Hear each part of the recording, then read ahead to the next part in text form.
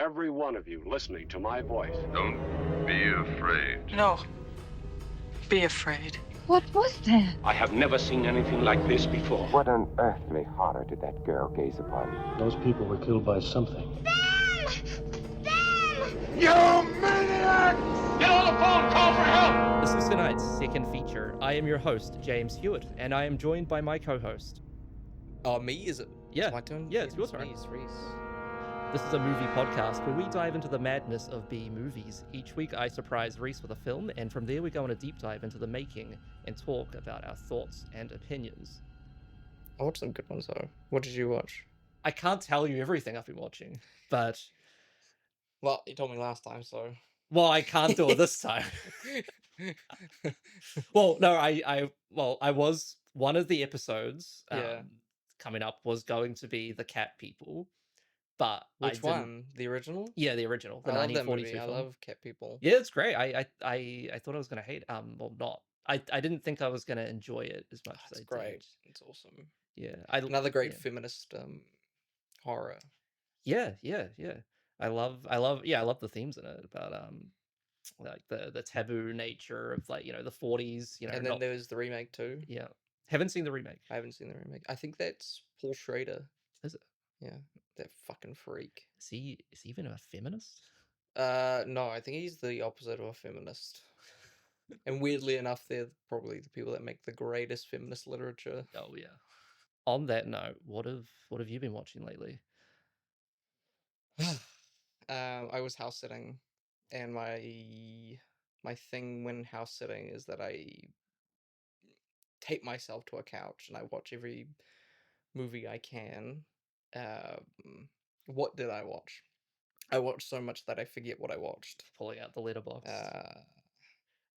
Header was the last one I watched. That was Nia DaCosta. Header was incredible. I think the opening and the endings were a bit sloppy, but it's sort of like, if you can imagine, an Agatha Christie novel, but before the detective arrives. Mm-hmm. So it's the movie before the crime. Right. It was really good. It was very good. What else did I see? A lot of crap. I did notice a lot of crap. A decent amount of crap. Married to the Mob, which isn't crap. That is by Jonathan Demme. Oh my god, that was so funny. Michelle Pfeiffer is so beautiful in that movie. What else? We've got black and white in color. Black and white in color, yeah. So I started. Letterboxd gives you stats of where you've watched movies from, and I've watched 3,000 movies or around that. I want you to guess, James. I think I've already told you, but I want you to see if you can remember how many movies I've seen from the continent of Africa. 3,000 movies, the continent of Africa. If I'm remembering this right, I want to say it was 10. It was 10, James. Yeah, I was gonna say 11. Yeah, it was 10, and I think like 3 of them are like Marvel. Avengers: Age of Ultron did like a 1-day reshoot in Nigeria or something. And I was like, that's disgusting. That is really disgusting. And I think you, James, have an even worse It's record. An even worse record. You have like 2. Yeah. And they are like District 9 and Age of Ultron. I think I know all that. I think it's District 9, it's Black Girl. I think that's the only 2. Girl? Yeah, because you haven't watched Tookie Bookie.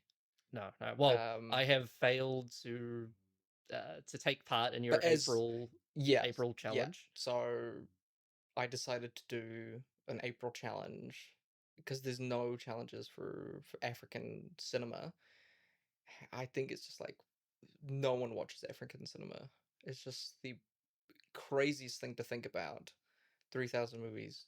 That's 10 African films. I actually had another one because I watched a documentary. Those don't count. Yeah, that documentary filmmakers. But then they kind of don't though. When you, but it does. I guess so.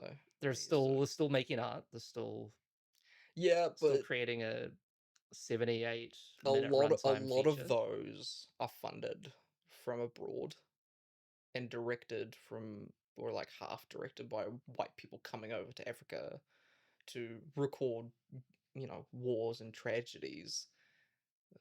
A lot of those documentaries, I don't think, are indicative of the culture and the country and the people. More just documenting tragedies. You Well- can't really learn much of Africa from tragedies. No. Well, the documentary I watched was the opposite of that. It was, I suppose it was still addressing some issues. Yeah, well, I gotta definitely watch more documentaries, but it was the case of I know very little about Africa and their cinema culture, and so I decided to make a little list.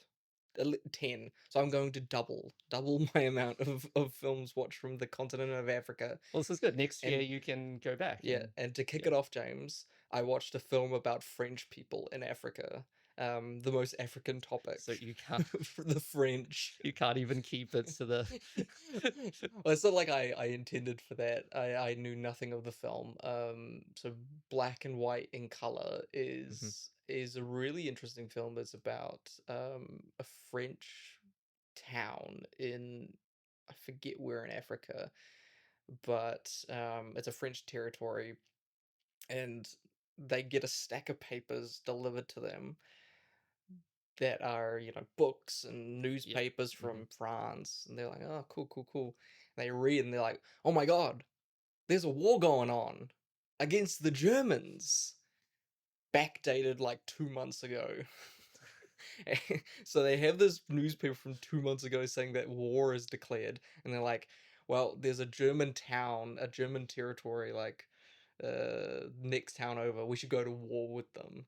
So these, I think, 7 French people decide to wrangle up the African people of the town in order to fight the German town next door. Right. And so the whole film is just these French people that assume they need to be at war. It's really funny. Like, they get the paper and they're like, oh, war is declared. It must be the Germans. We must be at war with the Germans. And they're like, well, the German town, we gotta go fight. Viva la France! Viva la France! And they just start singing the French national anthem in just a hut in the middle of Africa, like 3 months after war is declared. And it's a black comedy about the absolute absurdity of not only the fact that they are nowhere near France and nowhere near Germany, but that they know nothing about the war for 3 months, and they take a bunch of African people and just throw them to slaughter. Vive la France! Vive la France! Vive la France! Mobilization is declared. I'm really excited for this. I hope to get it out, to have more people watch African cinema, because it is so, like, it was hard to find these movies. I was trying to find lists of movies of African cinemas, of African cinema, and it was impossible. It was so hard to find 10 movies that were on streaming. Like 90% of the movies on my list are just on Criterion. Which is a shame. It's a big shame. Yeah, it is a real shame. Well, I hope that. Well, I will make an attempt to watch at least five movies from the African continent. These were 10 French films, James. You'd be all over it. These are like If 10 these Italian. Yeah, Italian horror giallo films. Yeah, Italian giallo films. You would have finished them before I came here. You would have Sign me up, baby. You would have dual screened them. Would have had one on the 75-inch, one on one computer screen, another on another computer screen, one on my phone. You have the Oculus on and it's playing 10 in the metaverse, watching. You'd be like the Fly. Every little eye would just be a different TV. Anyway, shall we move on to this week's movie? So here is your synopsis. Remnants of a mysterious animal have come to light in a remote jungle, and a group of scientists intend to determine if the find is evidence of an undiscovered beast. To accomplish their goal, the scientists must brave the most perilous of elements, but the terrain is nothing compared to the dangers of the otherworldly being that endangers their work and their lives. Your director is Jack Arnold, Mm-hmm. famous for The Incredible Shrinking Man, It Came from Outer Space, and other um, other B movies. Um, your top bills are Richard Carlson, famous for The Little Fox, The Maze, and It Came from Outer Space. Mm-hmm. Julie Adams, she's most famous for this role in this movie. She's only acted in westerns, some small unknowns, Hollywood Story. We've got Richard Denning, again another B movie actor, The Black Scorpion, and A Fair to Remember, Twice Told Tales. Is this based off a novella? No, this one is not based off of a It's novella. original. Okay. No. 'Cause it sounds familiar. It is very familiar. This is more based off of folklore, legends, Yeah, and because I think I've anything. heard a tale of. I think it's a classic of the British men going to. Did you say it was the Amazon or Just in the jungle. the jungle? Yeah, you go into the Amazon to find remnants of Prehistoric. prehistoric, Yeah. mostly like dinosaurs and big snakes. Yeah, fossils. Yeah. Mm. There's so many like this that I think it's going to be really hard to figure out which. Any that come straight to mind? No, they all just blend together. We're not talking any. I mean, we're not talking any modern day movies. We're not talking 90s, 80s. Yeah, it's 50s, I'm Yeah, guessing. yeah. We're still talking 50s here. How many words are in the title? 6. Jesus. 6. It is a bit of a wordy title. It's gonna be something like It Came from Under the Green Inferno or some shit like that. It's not that. I wouldn't be surprised if that's a movie though. I'm sure it is. Green Inferno is a movie. Mm-hmm. Does it start with It Came? No. Creature from the Green Inferno. Final answer. Ah, finally. Creature from the Green Inferno. You know the answer. What is it? The creature from the Black Lagoon. Oh my god, fuck's sake. Oh my god. What a fucking idiot. You goddamn dipshit. Are we for real? Oh my god. I thought it'd be some fucking random bullshit. I was close though. You were close. You were Creature close. from the Green Inferno. That's great. I love Creature from the Black Lagoon. It's funny, I was gonna watch that the other day. No way. I was really hoping, because I saw you were rewatching. Yeah, I was rewatching a bunch of them. I don't own it. I think I own Revenge. Revenge. Revenge of the And Creature. I've watched all 3. Yeah. They get bad. They get Not Mummy bad. The Mummy is like, whew, those are bad movies. those you need to actually drink like 5 cups of coffee to actually stay awake. They are sleep inducing, those bad boys. You want your kid to go to bed, put on What, Curse of the Mummy? Yeah, the Mummy's Hand. Holy shit, they're boring. But Creature from the Black Lagoon, yeah, that is one of the best. Yeah, and it's like 20 years after the They just re-released. Yeah, this was the last of the Universal monsters to get a franchise. I think before this it was the Wolfman. Yeah, the Wolfman. And then the Mummy was. I think the Mummy was before that. Or maybe the Wolfman was.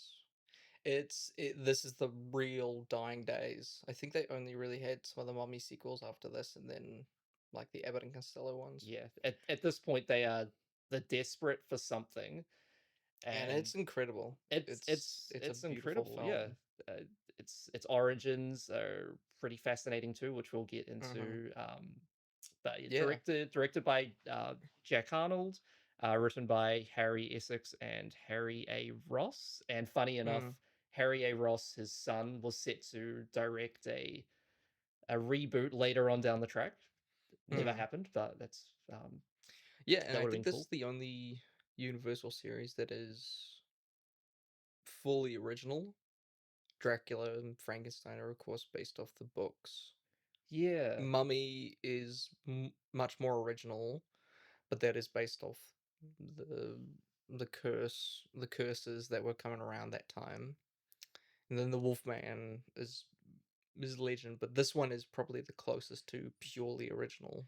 this one is still heavily inspired, of course, by Yeah, folklore, yeah, and legends. the delving into the I'm doing air quotes at the dark continent and delving into the Amazon. Yeah, into the unknown, The where a unknown, man is yet to explore. the white man Yes. is yet to explore. Yes. Those who are in need of sunscreen need to explore. But 1954, some other big movies came out that year. We have Godzilla, of course. Oh my god, the original Godzilla? Yeah, the original Godzilla. Whoa. We gotta do Godzilla. That will have to be its own. That's gonna take a whole year, right? We're gonna do every single Godzilla film, and it's just gonna be me for an hour talking to James about Godzilla. As I sit silent. I think it's 37 films currently, Jeez, man. and only about 10 of them are great. Is that even including the Godzilla versus Mecha Kong or whatever the spin-offs are? Yeah. So that's from the original Showa, Heisei, Millennium. I don't know what they call the current series. And then the American ones, so it's almost 40 at this point. I think 38 with -0. Damn. That's So you got a couple to catch up. I think you've only watched like 10. I've watched no, not even that. I You've probably watched only like 8, maybe. the American, Yeah. the last, was it 4 American ones? Yeah. It's I've watched the original. I've watched the Emmerich one, the 97 one. I've watched all the modern remakes. And So I think that's only about 7. Yeah, and -1, of course. Yeah. Yeah. You haven't watched Shin?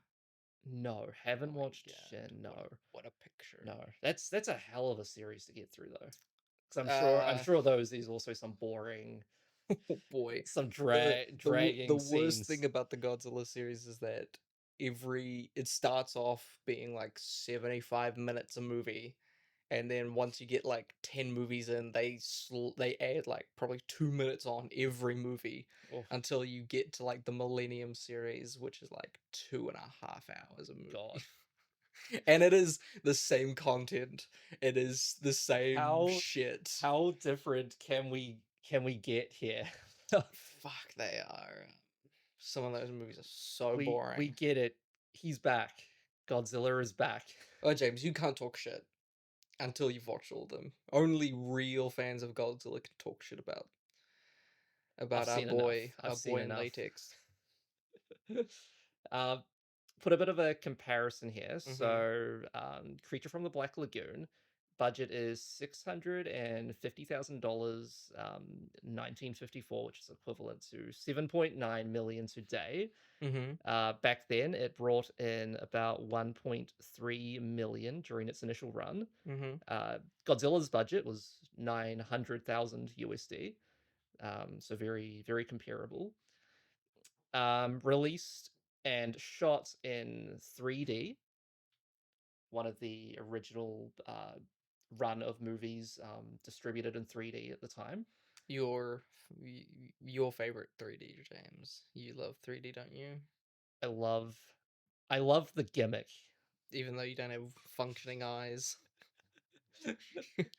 I think I like the idea of 3D more than the experience. He just wants to jump out of this world. Get out of here. Go into the goddamn Godzilla world. Well, was Godzilla released in 3D? Don't know if any Godzilla films were released in 3D. I don't think so. It doesn't. I don't. Unless there was probably like the 2014 film was probably Yeah. released post I'm with sure. post effects 3D. Yeah. I don't think any of them were made for 3D. Yeah. Well, it would have been hell in the day. That'd be cool though. I think there's Godzilla 4D rides and stuff. That would be pretty But pretty amazing. that sounds really cool. The 3D Godzilla film. Can you look it up? I think sure. Don't it's a thing, think right? any Godzilla films were made for 3D, especially because they were so cheap. Well, Godzilla 1954. I suppose the effects are more complicated, more complex, but Especially because a lot of them are scaling effects. yeah, I've heard there was a problem with The Hobbit because they couldn't do the perspective effects of Right. The Hobbits with 3D cameras because inherently 3D you can actually see the depth. of course, yes. So that's why you yes. get those shots of Ian Yeah, McKellen the forced perspective shots just wouldn't. and just green screen. Yeah. So it looks like like Godzilla 2014, King of the Monsters. Yeah, those were all like done in post. Oh I yeah, think. yeah. I'm sure they are not on set with their James Cameron Franken rigs over their shoulders shooting these. They might do. Maybe. What was that director's name? Your boy. My boy, Roland Emmerich? No, not Roland Emmerich. Is he shooting 97 Godzilla in 3D? No, just a Jurassic Park or Jurassic World. Oh, what is his name? He did The Creator. Gareth Edwards. Gareth Edwards. He sounds like a boy who'd do that. Yeah, I mean he's a very he's great with scale. Yeah, he's great with scale. He's kind of like I guess in a way like a Cameron prodigy. Yeah. I've heard he's just not an asshole on set. So there's that. I take that as a win. It is funny that 2014 Godzilla film, which to anyone who's never watched an actual Godzilla film would think is bad, boring, and dull, and has very little Godzilla in it. To someone who's watched every Godzilla film, it is probably one of the best Godzilla films because it has just as much Godzilla, is just as stupid, is just as boring as every other Godzilla. So he did a really good job of making a Godzilla film. Well, I thought he struck a good balance. I didn't. Then maybe you are the kind of sicko that should watch the other Godzilla films. I'm the kind of sicko that should really get into all 37 Godzilla movies. Hey, the longer you wait, the more you have to watch. That is true. So projecting this film in 3D back in the day, of course, we have two projectors. It was supposedly a pretty incredible experience, unless your projectionist was lazy and could not get the pictures to sync. Yeah. And so, there'd be the I'm sure that was a big problem. I'm sure. I'm sure it's not just I'm saying the lazy because all the crew in their interviews were saying, well, the projectionists weren't being on their A game. They were fucking up our movie. Yeah. It sounds hard. It does. Fuck, have you ever projected 2 projectors? Fuck, man. I can imagine 35mm. Those poor projectionists stuck in those tin projection rooms, sweating away all day. The boss comes up and he's like, "Listen, we got the creature from the Black Lagoon." He's like, "Cool, sounds fine. Easy B picture. Barely need to get anything ready for that. They'll eat whatever slop I give them." He's like, "Well, we're bringing in a second projector." That guy, his eyes, popped out of his skull. That guy quit on the spot. Yeah, he died and his little ghost floated away. No. I certainly couldn't do it. Spawn 2 sequels, as we just talked about, Revenge and the Have you watched Creature. Creature Walks Among Us? I've watched Revenge, not. I've seen bits of Creature Walks Among Us. I know it's about a mad scientist who doesn't he? He changes the creature into a person. Yeah, yeah. It's as good as it sounds. It's so five stars on Letterboxd. Sure, James. Sure. Did you enjoy Revenge of the Creature? I think the best part of that movie was seeing a young Clint Eastwood for 2 seconds. I think that's Clint Eastwood's first role. He's an assistant scientist, and it's like he's holding like a snake or something, and the main scientist is like, "Carry on there, Jimbo," and he's like, "You got it, boss." And I was like, "Yippee!" And then I think I took a nap. Yeah. I mean, hey, like I think the stuff at the start when they're filming in the park, I love the opening where they just throw dynamite. It's fucking great. It just opens, and the creature from Black Lagoon, the original film, was very mellow and calm and nice and subtle, and it's got all the big some dun, dun, it's got dun. got good tension in the dun dun duns. Yeah. But the Revenge just opens on some hicks in a rickety old boat just throwing TNT into the ocean, and you see they cut and you see all these fish floating at the top, and then you just slowly see the creature just floats to the top. Floats to the top. Oh man, I want to be on set when that happened and just be like, "Yeah, that's baby, that's filmmaking, man. Cut. We got it." For fuck's sake. I love the stuff in the tank when the creature comes alive and it leaps up. It's tries to jump out of the tank and it's stabbing it. I think that one's set in Louisiana, right, or at least the South. Yeah, which is a weird tendency for those later Universal films. I think, if I'm correct, Dracula's son, or the son of Dracula, is set in the Bayou. Same as, I think, a couple of the Mummy sequels. I think the Mummy's Hand. So I think it's around 4 or 5 Universal films, the later films, that are just set in the Bayou for some reason. I don't understand why they pushed for that. It surely has something to do with incentives they would have had going, I'm sure. Dracula in the Bayou. I do love. Have you watched Son of Dracula? Son of Dracula. No. No, I don't believe so. That's when Lon Chaney Jr. played the Son of Dracula. I really like that film. I love all the Dracula films, but Son of Dracula is really, really fun.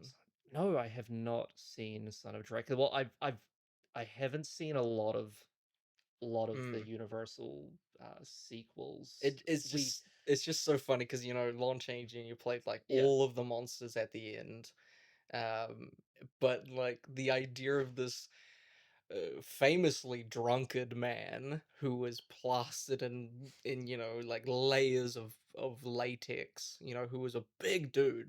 Lon Chaney Jr. is a great actor and a big dude, and then they're just like, a savant, well articulated man of the night, Lon Chaney Jr.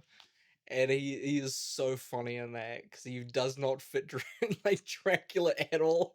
He's got this really shitty tiny mustache, and they're just like, "Dracula, oh Lord!" And he's just like, "Yep, it's me, Dracula."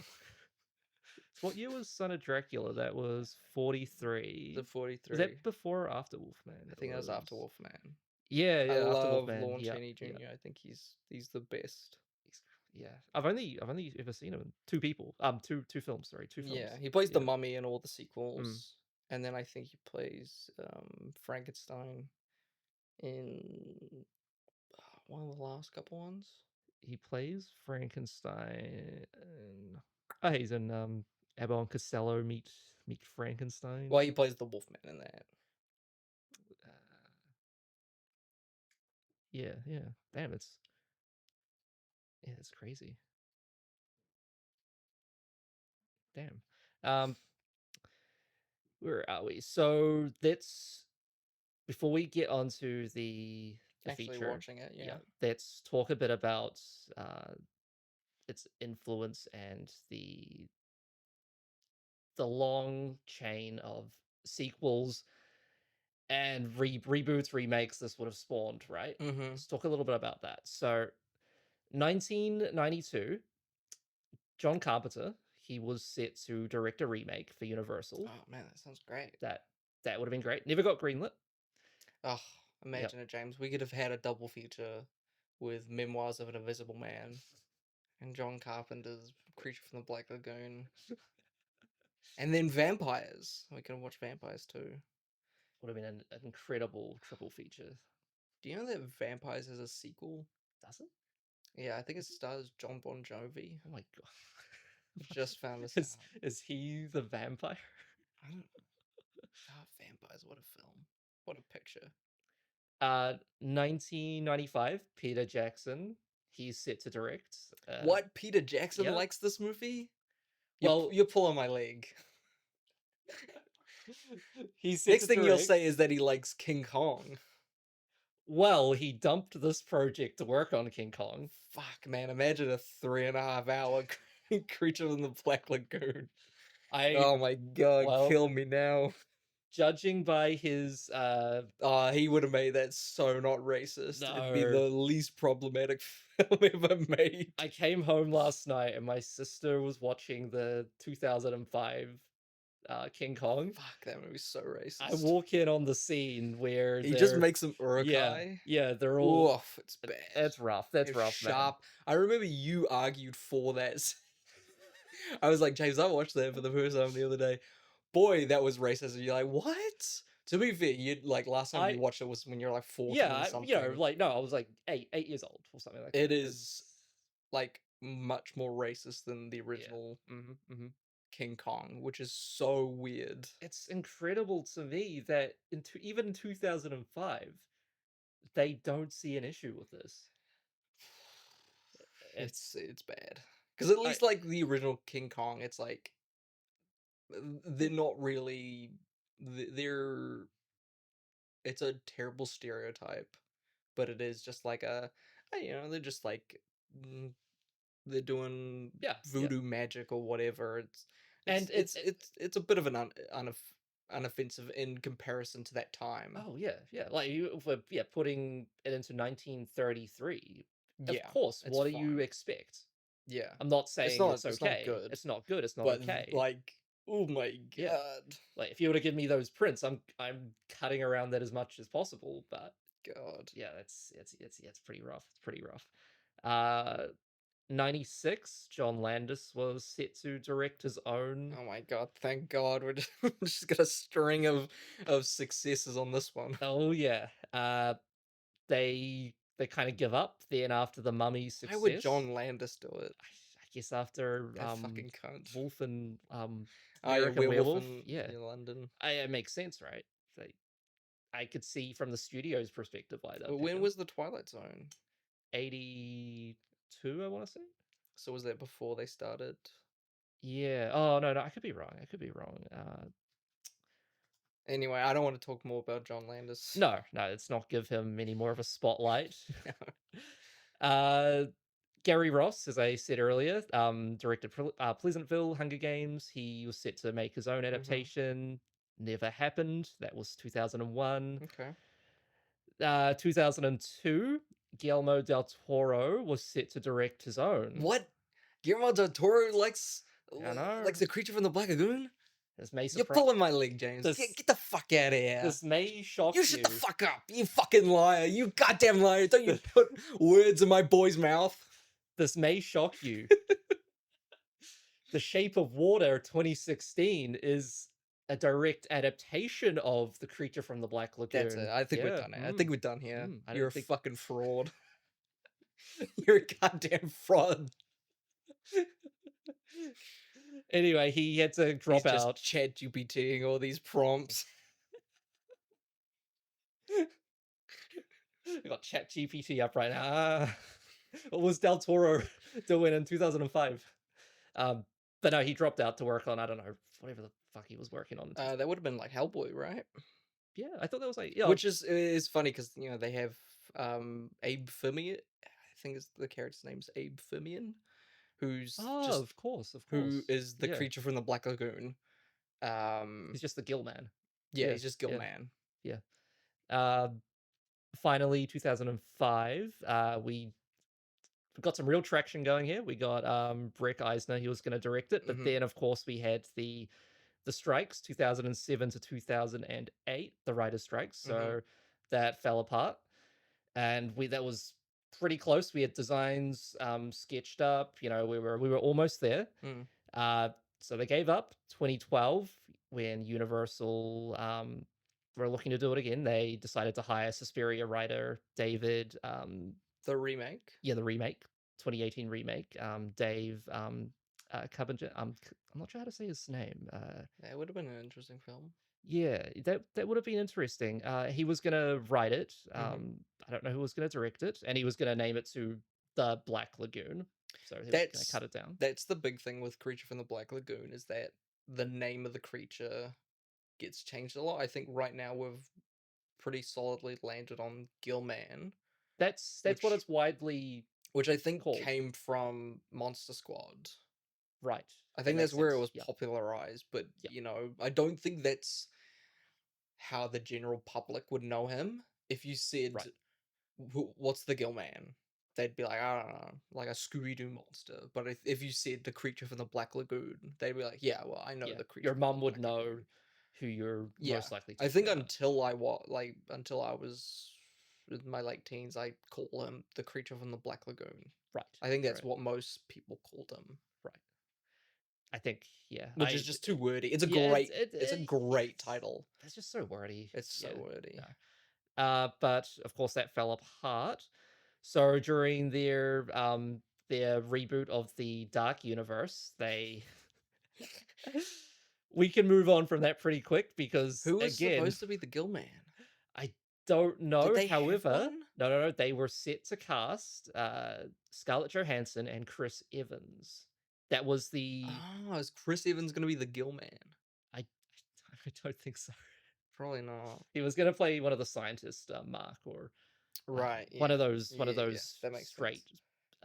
They probably wouldn't have casted the Gill-Man as anyone famous. Surely. At most, they would have gone with the guy who plays him in Shape of Water. Yes, I forget his name. He played him in Hellboy as well. Yeah, that would make sense. So that fell apart, which brings us to 2024, when, of course, James Wan was announced to be directing his own remake. We haven't seen anything surface. So that's current. That's current. We haven't seen anything surface suggesting it's not still going ahead. Okay. I don't think he's directed anything since *Malignant*. Really? I don't believe so. That sounds... No, he did Aquaman 2. Was that... That was after, because *Malignant* was COVID. Right. I think Aquaman 2 was 2 years ago? Was it? God, Aquaman 2. Though, that was probably shot before COVID. Surely. I think so. Aquaman 2... Yeah, so the original was 2018. *Malignant* was 2021. Oh, yes, 2023, Aquaman. Yeah. So it's only been... He should be coming out with a film this year or next year. Yeah. Which, by the sounds of it, should be... He produces a lot, too. He does a lot of producing work. He has hands in a lot of pockets. So that's where it leaves us. His adaptation, I'm hopeful this one will pull through. But then, we got to talk about Shape of Water. One Best Picture. Yeah, I think that still amazes me that won Best Picture. And it amazes me that I don't think I've ever heard anyone talk about The Shape of Water. When's the last time someone's like, man, I watched Shape of Water last night?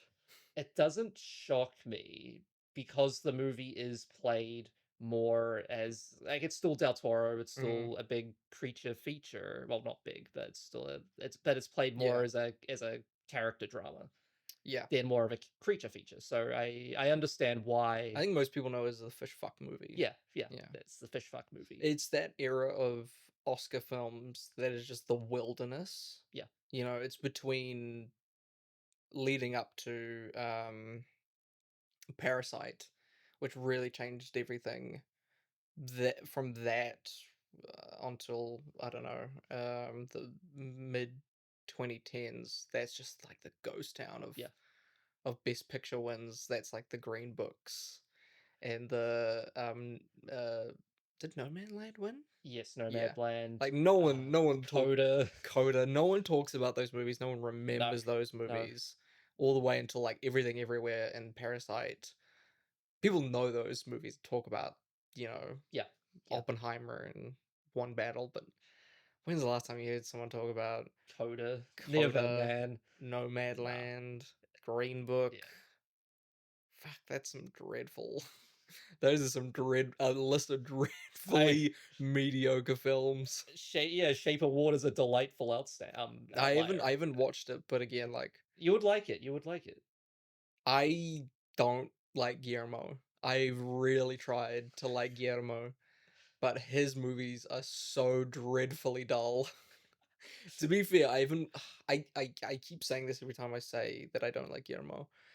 That I haven't watched his big films. I haven't watched Pan's Labyrinth. I haven't watched Pacific Rim. But slowly I've been chipping away. And every single time I watch a Guillermo film, I'm like, okay, this is going to be the one that I'm really going to like. And then I walk out of Frankenstein.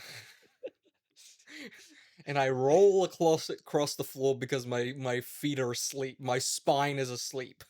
I have to roll myself out of the cinema. I'm so dull. Any last thoughts rewatching this movie? You haven't watched it since it's been 6? Ooh, let me check. 6 years? No, I think I watched it earlier than that. Creature from. Though it is a case where you listen to a podcast and you watch behind the scenes, and it feels like you've watched the film. You know, of course. Oh damn! It was before I even logged movies. Oof. So that probably would have been 2022. So wow, a while. I'm excited, but yeah, it's a case where if you listen to a podcast about Creature from the Black Lagoon, you feel like you've watched the movie. Yeah. You watched the movie once. Trust me, you don't need to watch it again in its entirety. You can just watch those key scenes. The key scenes. Yeah, you watch a retrospective of the Creature of the Black Lagoon series, and you're like, yep. You watch the 4 good scenes, and then you're good. Yeah. You don't need to. And not that it's a bad movie. It's a great. No, it's a great movie. But those were kind of how those films were built back then. It's a product of its era. Great movie, just not. Its flaws are in its writing. It's what did Guillermo del Toro write it? Get out of here! Man, Del Toro's gonna. He's eating on this one. Get the fuck out of here! It's a no Del Toro podcast. Big Del Toro haters. Tonight's second feature. Yeah. Come and try. Anyway. The creature from the Black Lagoon. It's quick, right? It's like 78 minutes. 78 minutes in and 79. Out. Awesome. It's primarily one location. Takes place on a boat. In a lagoon. But it is like the hardest location. Yeah. I can't imagine. Like, yeah, we only have one location space. Yes. It's a fucking hard one. What are you gonna do with that? It's pretty hard. Well, we'll talk about it. Okay. We'll talk. Yes. So we're gonna go watch The Creature from the Black Lagoon. Woo!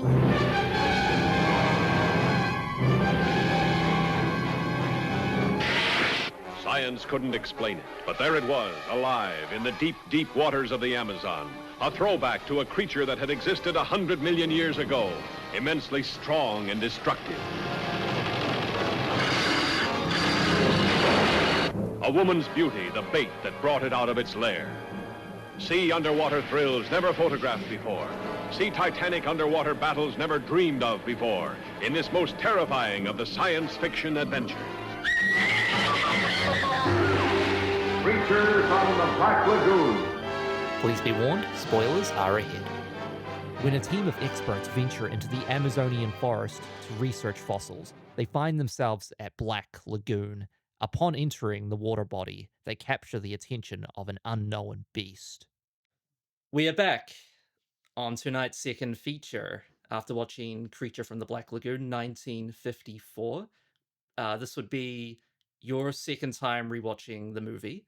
I did watch it twice before recording this, so this would be my third time. A glutton. I was in deep, what can I say? And then I went back and watched Revenge of the Creature and The Creature Walks Among Us. You watched The Creature Walks Among Us. I did. How was it? I had it on in the background as I was working. I think that's how God intended. I think you're right. I think I looked at my right-hand monitor, looked back at my left-hand monitor, it was over. Yeah, that's a quick one, eh? It might even be quicker than this direct sequel. It's the same length as the first film. It's 79 minutes. That's short. That's really short. Yeah. The second one is 82. They needed the extra 3 minutes. Trust me, they needed those 3 minutes. Yeah, it's the same length as the original. Oh wow, that's actually shocking. I don't know. It's incredible that they had the foresight to make, you know how people say that you watch an old film and you're like, wow, it really feels like it was made today. Mm-hmm. The Creature Walks Among Us is that, but for second screen Netflix movies. It truly does feel like the first Netflix original. Netflix original. Oh boy, and not the films you can access in New Zealand either. Oh my god, it's region locked, baby. It's dreadful. It's so dreadful. I think I rated it higher than you though. I rated it. I gave it a 3 out of 10. A 3 out of 10. Gave it a 5 out of 10. 5 out of 10. You're a sick man. I may be a sick man. I may be a sick man, but it was a great background movie. And Can you name one thing that happens in that movie? Yeah, when the scientist guy, insert generic name, runs out and is like, tries to throw the guy in the cage and the creature rips down the door and escapes. Damn. The climax. You got my ass. Yeah. I stand corrected. I find it so hilarious how bulky the creature suit gets in the third movie, clearly due to budget constraints. I don't even want to talk about that fucking movie. Let's get back to why we're here. The 1954 Creature from the Black Lagoon. Yeah. Rewatching it a second time, did you feel similar to the first time you watched it? Yeah. I think I drifted off for about 20 minutes in the middle of it. Mm-hmm. Because it is so repetitive in the middle, where it's just, they're on the boat, they're like, we gotta get this creature. And then they try something, and the creature's like, oh, get fucked. And then they're like, shit, back to square one. And they just repeat it constantly. It is a movie that has an incredible opening and an incredible ending and nothing in the middle, which is, I think, a way to describe every single Universal monster movie. I think especially every Universal monster movie and every B movie in the 50s and 60s. There's always an incredible opening. We've got the overture of the music. We start off with the big crane down of the camera as the scientists. Yeah, the first shot. Yeah, the first shot when they discover the fossil. But I guess it is when I said a Netflix original, it basically was, because it was meant for, you go in, you watch the opening, you're like, that's a fucking cool opening, and then you make out with your girlfriend for Yeah, 40 yeah. minutes, and then you grab popcorn, take a piss, and then you get back and you see the ending, you're like, whew, what a picture. Run home. Truly worth my 50 cents. Run home. Yeah, Mum, it was a great picture. We didn't get up to any shenanigans. Yeah. Throw Jaffas at the screen. Yeah, throw. But it's basically what it was, Yeah, yeah. But God, what a great ending. I think it's probably the best ending of the classics.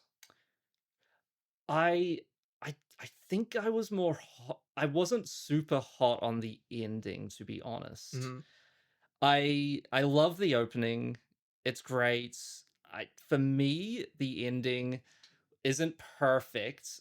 I'm just not a huge fan of the whole, the damsel in distress. The Kay is captured by the monster, dragged to the cave, and oh no, the handsome scientists, they need to swoop in and save her, right? Yeah, but you're saying that like the rest of the film doesn't follow No, cliches. no, of course not.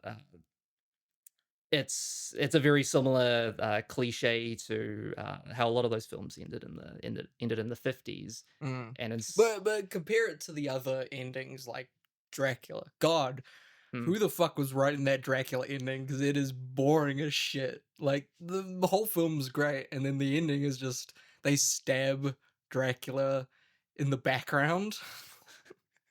Like they don't even show, like Dracula gets into his coffin, and then we never see him again because he's killed off screen. Right. Well, I suppose a lot of these scripts are, even though they're solely credited, are probably written by, I'm sure there's a lot of hands writing in there's their 70 two people there. cents. Yeah. Yeah, I'm sure the studios are like, well, Yeah, Manx over there, he's doing some rewrites. well, that's certainly the case for this film too. There's a lot of, I think probably half the people I'm going to bring up today were just uncredited. Yeah, like, no, definitely. a lot of the time it's just people taking credit for some Joe Schmo's work. Yeah, it's basically the last person that touches the egg gets it. Yeah. I want to qualify my love of the ending is mostly just that set. Is it like a cave? How would you? It's like a grotto, or yeah, I would say a cave. Cave. Yeah. That cave is so goddamn cool. It's so cool, and they use it for like 5 minutes, and I'm like shaking. It's probably the best set piece in this entire movie. It's so cool, and they just use it twice, and I'm like, I'll kill you, goddammit, I'll kill you. And then they probably just fucking threw a firebomb in there and put it on their taxes as a write-off. It's great. It's like a set piece out of King Kong or The Lost World. It's awesome. It's supposed to be like an undersea, I guess, creature lair, whatever. Yeah, well, it gave me a big Scooby-Doo vibes, And just that location made me think of how good it could have been.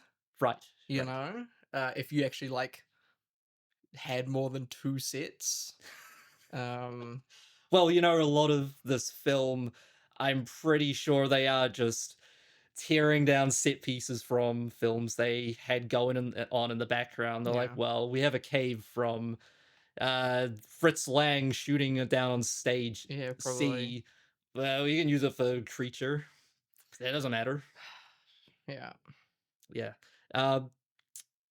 What do you have at the top of your notes? Rewatching this, what was the first thing you jotted down, or one of the first things you want to talk about? You probably shouldn't pull a historic, world-class scientific find just out of the rock with your bare hands. Like, they find the creature's mummified arm in the rocks, and the scientists are like, this is the shit. This is gonna change the world. He just fucking rips that bitch out of the rock, and I'm like, Oh my god. As an esteemed scientist yourself, Rhys, I'm sure you can He speak just on fucking the... rips that thing out like it's a goddamn thorn bush. Like, what are we doing? And then they come back to excavate more, and it's just fucking Snow White and the Seven Dwarfs just hacking away and just sieving up this bitch. And I'm like, oh, they're like, we can't find anything. I'm like, oh my god, I wonder why. I'm sure in 1954 they're not thinking of the forensic Yeah, but they're talking about going to the goddamn space. It's insane. He just grabs it and rips it out, and he's like, "Oh man, I wish we could find the rest of it." I'm like, I'm pretty sure it's still there. I think buddy." what's more shocking to me is how intact the fossil is. Yeah. I don't know, man. What's the thing that stood out to you then? The thing that stood out to me is how rooted this is in legends, fairy tales. It's essentially a remake, or it takes a lot of inspiration from Beauty and the Beast, and some describe it as an aquatic remake of King Kong. Yeah. But I love it because it's taking adventure elements from a lot of films made in the 20s and 30s, like The Lost World, Wizard of Oz. Bit of Heart of Darkness in there. Yeah. I heard it was also sort of inspired by an Arthur Conan Doyle book. Yeah, that I might... think called The Lost World. The Lost World. Yes, that's right. Yes. Well, the director was actually going to make an adaptation of that book in the 80s, I believe, which would have been really? fascinating. I think the Conan Doyle estate is a bunch of cunts, though. Yep. So I'm sure getting that made, would be an absolute bitch. Yeah. But what else did you... Well, I thought it was so just thrilling, that opening, the feeling of adventure. Yep. And it was just awesome. It was so cool. Everything about the first 20 minutes. Well, that's the great thing about those films, right? Is there is no so 40-minute first act. Right. It's just 10 minutes. We're in. We discover the fossil. Yeah. We're then introduced to David and Kay and Carl, and we're immediately back to where the fossil was found. It's so cool. And Kay is great. I think she's fantastic. Again, probably the best Universal woman, which is not not a high bar, I'll tell you that. Not a high bar to clear.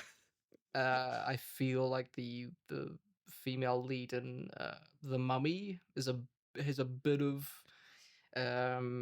backstory, but she is just a device for The Mummy in that film. Yeah. But Kay is cool. She's actually badass. She's badass. She's a scientist. She's smoking hot. She's awesome. I really like how, for 1954, how risque her bathing suit is. Like it's so cool. There's some skin showing, and it's that's really why you watched it 4 times, right, James? Yeah, for those risque little bikini shots. I really don't know where you would find anything more risque than that on the internet. Could no one see like 2 feet in front of them in that movie? Because the creature, Gill-Man, is able to sniff her feet, and she's just like, "Ooh, what was that? Was this piece of seaweed?" Lady, there's a goddamn man under you. Let's not act like it was like a cuttlefish or something. It was a fucking man. It was a 6-foot tall man. Can I just mention how stealth the Gill-Man is? He's picked up a thing or two from Batman. He was on that boat in and out. And he was probably the best. The best part of this movie is Gill-Man. Yeah, he's so cute. I was just like, he was so adorable the whole movie. I just wanted to swaddle him in a little blanket and rock him to sleep.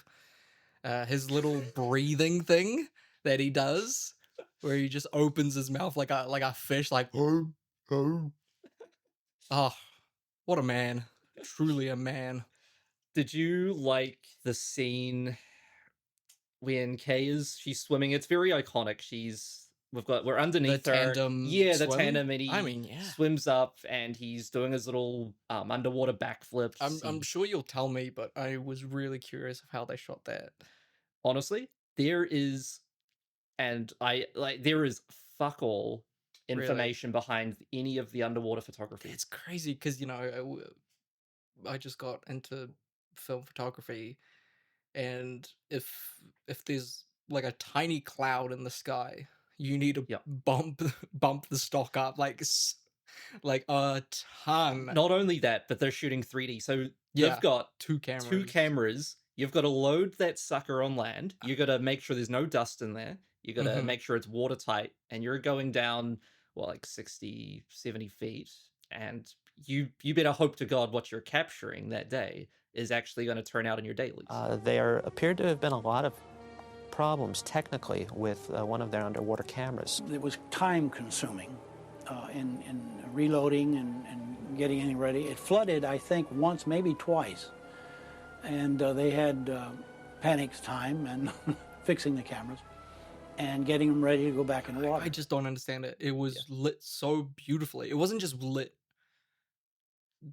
competently. It was beautiful. It was gorgeous. Like the light rays shooting through the water. That was goddamn motherfucker. That was gorgeous. It is probably, I keep saying this, but it is probably the best looking Universal film. Yeah. It looks absolutely gorgeous. I honestly, and this is actually one of my, you can't really call it a negative, but I would love to see a Technicolor or a colorized version of this movie. I wonder, is there not one? There must be.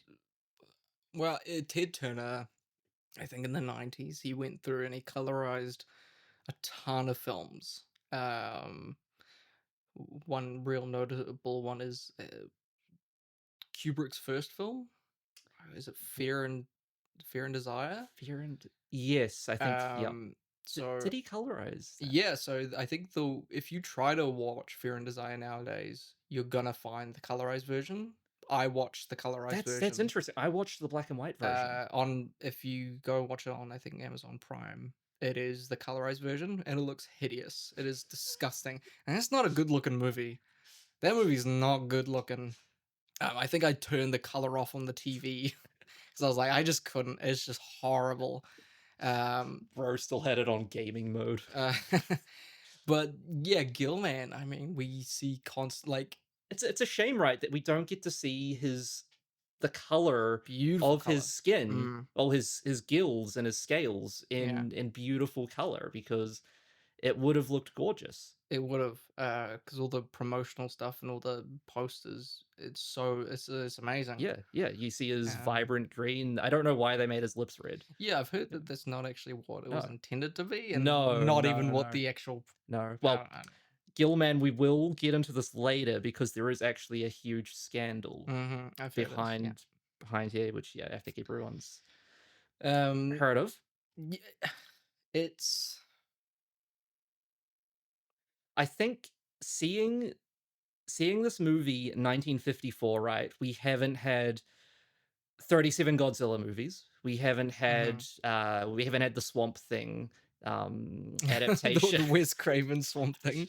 Boy. Actually, I wonder if Swamp Thing actually was around. I don't think so. Is that DC? Yeah. Yeah. So creature flicks, they're few and far between in 1954. So I imagine going out to the movies, seeing the Gill-Man on beautiful 35 millimeter, 100-inch, 200-inch screen. I'm sure it really was quite the experience, because they haven't had Jaws. We haven't had such iconic movies as that yet made. So I'm sure 1954 actually going to watch this is probably a reasonably horrifying experience. I just looked up. So 1971 was Swamp Thing. Well, if you have any creature similar to Gill-Man, you're gonna just be like, well, it's a creature from the Black Lagoon. You can have rip-offs of Frankenstein without it being Frankenstein. You can have mummies and vampires and werewolves.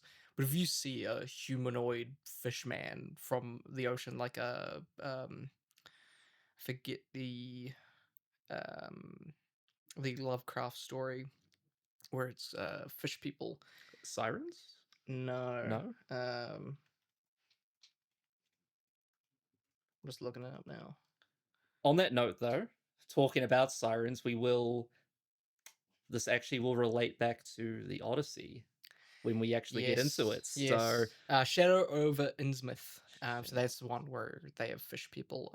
But I think every time you have humanoid fish people, they are either going to look like Gill-Man or they're just going to be Gill-Man. It's quite impossible, I feel, to, after you've seen an image of the Gill-Man, to not, in your mind, conjure anything that's indifferent to that, because it is just so rooted in pop culture now. But I don't think people have watched Creature from the Black Lagoon. But they know Gill-Man, right? Though I do know of 2 people that saw Creature of the Black Lagoon, James. Because you gave me your DVD copy of Creature from the Black Lagoon to go watch this.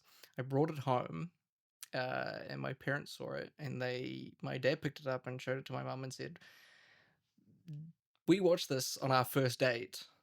You're joking. Creature from the Black Lagoon. No way. On a way. shitty black and white CRT. That is TV. Crazy, man. Yeah. That's wild, isn't it? That's wild. And again, I don't want to think about it, but they probably watched the first 20 minutes. Made out, and then watched the last 20 minutes. I would hate to think of what they did in the back row of that theater. Well, they watched it at home, but yeah, it's like, I think most people haven't watched Creature from the Black Lagoon. No. That's fascinating you bring that up, though. I never asked anyone from my family if they ever saw it. Yeah. Not that anyone in my family has ever had any fascination with horror. I think everyone has a connection to these, at least the original 5 Universal boys, either from reading Dracula or Frankenstein or seeing posters and a lot of Simpsons and cartoons. That's how most people get these original 5 people. So that when you actually watch Creature from the Black Lagoon, you're like, oh, that's it. I spent my whole life waiting for the Creature of the Black Lagoon, and then you watch and you're like, oh, it just turns out he was a creature from the Black Lagoon. That's it. That's where it stops. Honestly, I feel like most people probably saw Monster Squad in the 80s and most likely saw the Gill-Man in that. And it's parody. Yeah, most people know these stories through parody. Yeah, precisely. And that's probably the best way to do it. Honestly, probably the best ways to watch Frankenstein and Dracula as a kid, and like the Wolfman, are through Simpsons and SpongeBob. These things that they pull a lot of fear into it, because the Simpsons and SpongeBob and Family Guy, they are not scary at the slightest. No. So even putting a slightly scary element in there kind of curdles it even more and makes it much more impactful than if you watch Creature of the Black Lagoon. You're not going to be scared. No. Even if you're a 5-year-old watching Creature from the Black Lagoon, you're not going to be scared. But if you saw, SpongeBob, and they have the night shift episode, and at the end they have Nosferatu.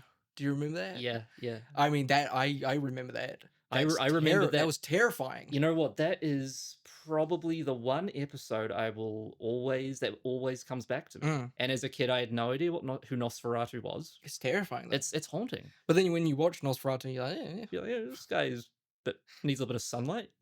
But it's fascinating. It's really probably the strength of those original monsters is how simple they are. Yeah. I could also see during the opening we have the monster attacking the guys in the tent. Yeah. There's a lot of POV angles of the creature attacking these guys, and it felt very, very much like a 80s slasher sequence to me. I could see a lot of Friday the 13th in that sequence. I couldn't help but think of trying to go through the film and see if anything else in these 80s slashes had taken from this movie, right? Yeah. I think it would be Friday the 13th. Yeah, yeah. Because of,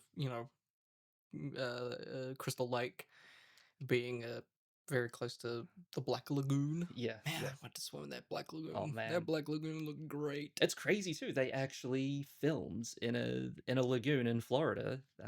Awesome. So all the that was weird. The ending, I did note. I think my last note here is like that they've been in the Amazon. I don't know if the Amazon has these, but they walk out and they've just got like 4 palm trees. I did like, notice that. What? It's not like it's not like Halloween where there's always palm trees in the background. There's just this one shot that has palm trees and they look like they were planted. I'm like, you couldn't just, no other angle. You had nowhere else to shoot this, bro. What are we doing?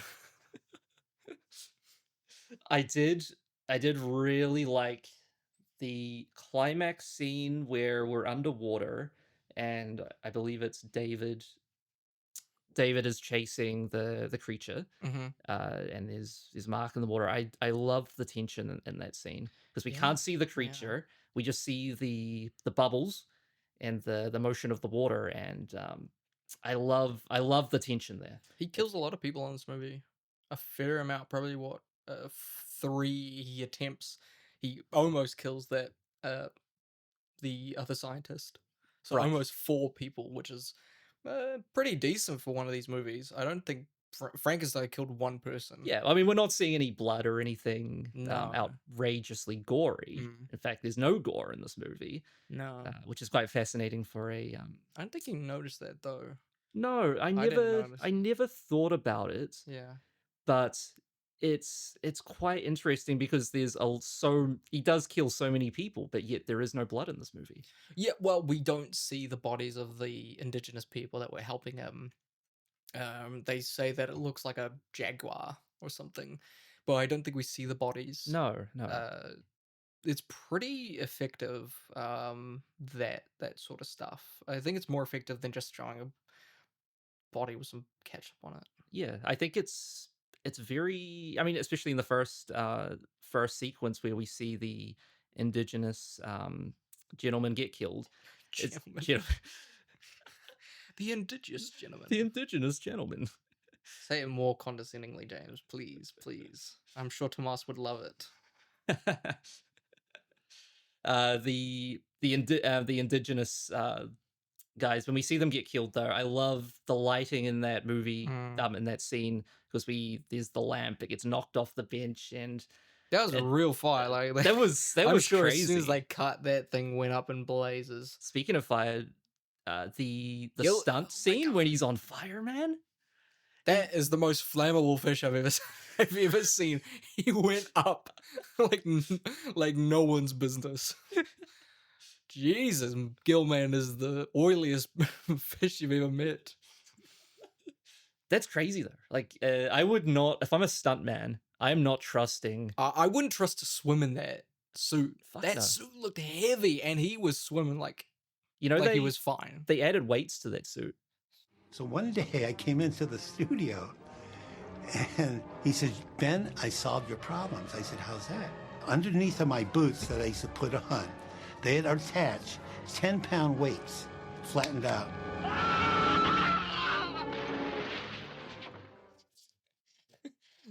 And they chuck this 10, 15 kg suit on him, and they're like, he's still swimming too good, I think.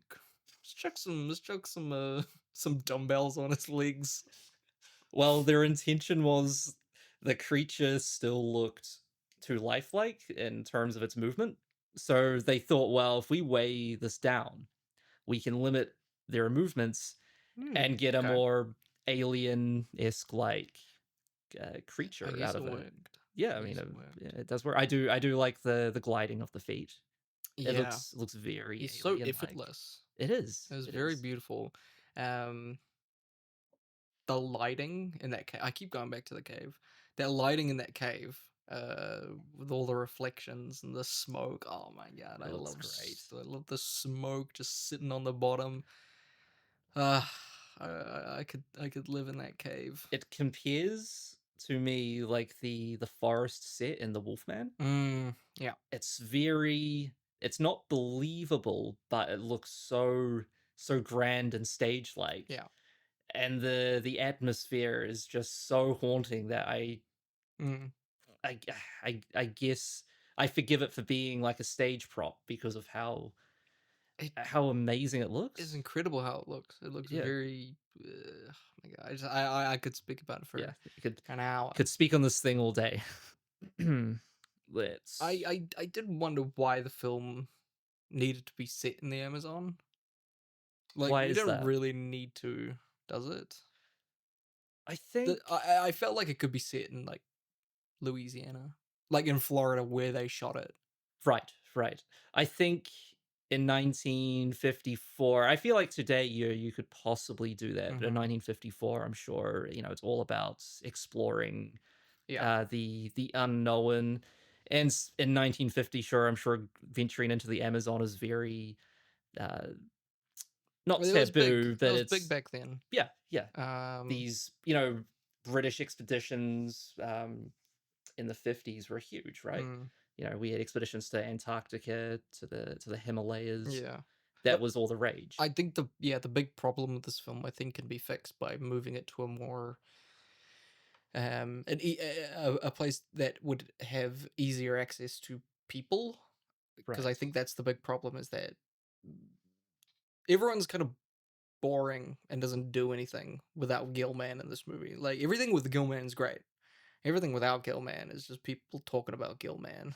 And so I think having every bit of information, because Gill-Man can't share anything. No. And there's nothing to gain from the area. All the information that we learn has to come from the mouths of the characters that we are with. So all the information is already known by the characters, and they're just sharing it with us. Right. So there's not really a back and forth. Like, the captain's like, oh, yeah, this place is like cursed. And it's like, yeah, but we kind of already know that. There's no real, like, I always think of the American Werewolf in London. They go to the pub, and there's real tension in that scene. Have you watched? Yes, I have. Yes. There's real tension about the werewolf in that scene, but you can't really get that from this movie because everyone is just on a boat, and there's no real back and forth. And it would be more interesting if they had more people from the area on the boat, right, to have a back and forth about there's a creature, the myth, the legend, to build up Gill-Man. Right, I can understand that, yeah. But there's nothing. No. Like, there's no information that can be shared between these characters because they already know everything. Right. They know, as soon as they see Gill-Man, they're like, well, that's a Gill-Man. Honestly, there's probably not enough shock in the first sight of Gill-Man. It is very, very downplayed. Well, probably because they already saw the hand. Yeah, of course. So as soon as they get there, they know what the hand looked like. They know that it's a mysterious place.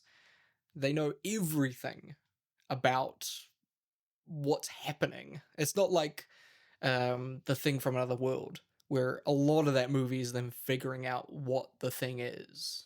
Right. They figure out that it's a fucking sentient carrot from space. Yeah. And so there's nothing to talk about. Yeah, right. Yeah. What are they talking about? Yeah, and the thing, the isolation is a key part of the story. But in this film, yeah, I suppose they don't necessarily need to be as isolated as they are. No. The tension between Mark, who's the cunt who's funding the trying to fucking kill Gill-Man. Yeah, that's pretty cool. But again, it doesn't take up that much time. I wasn't quite certain there whether or not there was any. I don't know if they're trying to build any romantic tension between the three of them. I think it was mostly him. Right. I don't think Kay really gave a shit. No, because there was a scene where David was talking to Kay on the deck, and he was kind of pissed off at her. for interacting with Mark, but I guess in the I think that was more about Gill-Man himself. Yeah. And staying there. But that is a real dumb point that I wrote down, is that everyone wants to get out of there.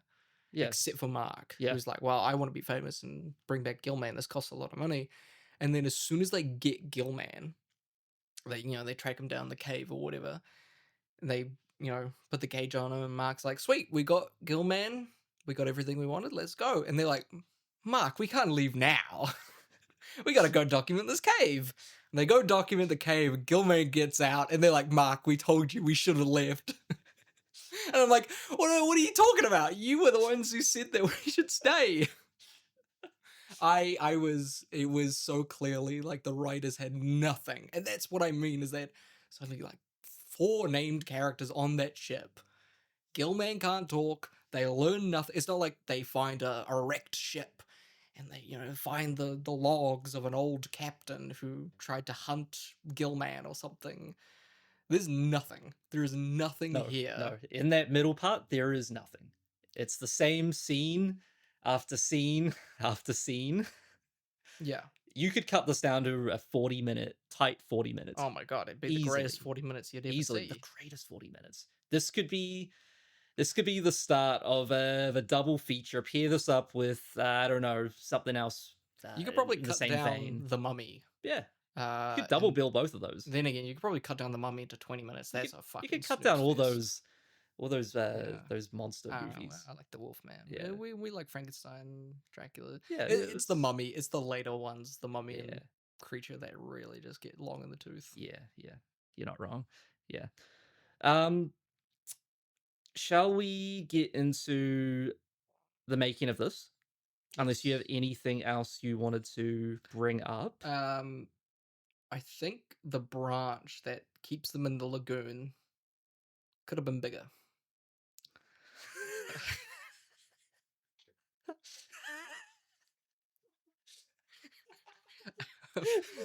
like we spend 50 minutes talking about the faults, the intricacies, and now you bring up the plot device stopping them from leaving. Well, it is ridiculous. Like it is. They're driving the boat, and they're like, "Whoa, stop there! There's a branch in the way. Peak in the audio.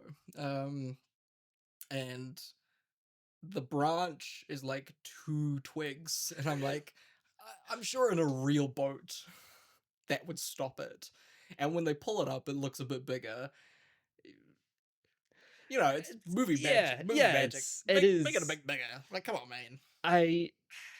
Yeah. I mean, it's one of those things. It's there. It's clearly did not think about the logic of this in any sort of manner. Well, I think it's a classic. You get on a set, you have an idea, and you try it, and it's like, ooh, that's not gonna work. You think that the blocking of a scene is gonna work, and you get there and it's not gonna work. No. And sometimes it's a tree, and you can't. And you're like, well, what do we do? Get a bigger tree? Yeah, precisely. And so it's like, well, fuck it, who cares? Well, it's not like Gill-Man has any witchcraft. But the tree is big. It's just you can't see it when they're actually dry. No. Well, what's Gill-Man gonna do? Conjure a big tree, an avalanche of rocks to tumble down? I think if the writer just wrote a bigger tree, I think that would have solved it. We'll send that to Universal when send that to James Wan. I think well, we have a classic line when we shoot, which is if there's a problem and we're like, well, what are we gonna do? It's a case of if the audience recognizes this problem, we've got bigger issues. Yeah. It's because that is right. If he was wearing a hat and he took it off, and then in the next shot he's still wearing the hat. It's like, if you see that, you're either a prick like us, or you're not engaged with the story enough to care. Right. you've got bigger issues if Yeah. that's the case. Yeah, but I am still a prick. So there is no winning for the No filmmakers winning, here. winning for Gill-Man. No. But yes, I think that was everything in your notes. I did also wonder what if they wanted us to sympathize with Gill-Man. I don't think they have a clue. I don't think, with all honesty, I don't think they know. Yeah, because you're supposed to sympathize with the Wolfman. You're supposed to sympathize with Frankenstein. You're not supposed to sympathize with Dracula. You're not you're not really supposed to sympathize with the Mummy. But Gill-Man is a case where I'm like, do they want me to be on Gill-Man's side? Which I am. I am 100% on Gill-Man's side. Well, you can't be on Mark's side, can you? Yeah, but there's the other two characters. And it's like, do I actually want them to, like, does the filmmakers want me to want them to beat Gill-Man at the end? Well, I was really sad that they killed Gill-Man. So was I. But did they want that? Right. Well, I compared this again. I'm sorry to keep bringing it up, but to Jaws. Mm-hmm. I compare it to the climax there, right? There's a side of me that really wants the shark to win here, right? Really? Yeah. Maybe I'm sick. I think you are. I could be a sick man. I think that's just a case of modern us. Right. Where we're like, well, sharks aren't actually... We know that sharks don't give a shit, and they're not actual man-eaters. But in the movie itself, we know that Spielberg and that we are supposed to be on the side of the crew on the boat and not Jaws. Right. But are we supposed to be on the side of Gill-Man? I don't think they know. I'm on the side of Gill-Man, though. Yeah, 100%. I want him to fuck up Mark. I want I want that fucking 1-2 punch. Get out of here. I want him dead. Yeah. But then the other two, like, do you want them to? I don't want Kay dead.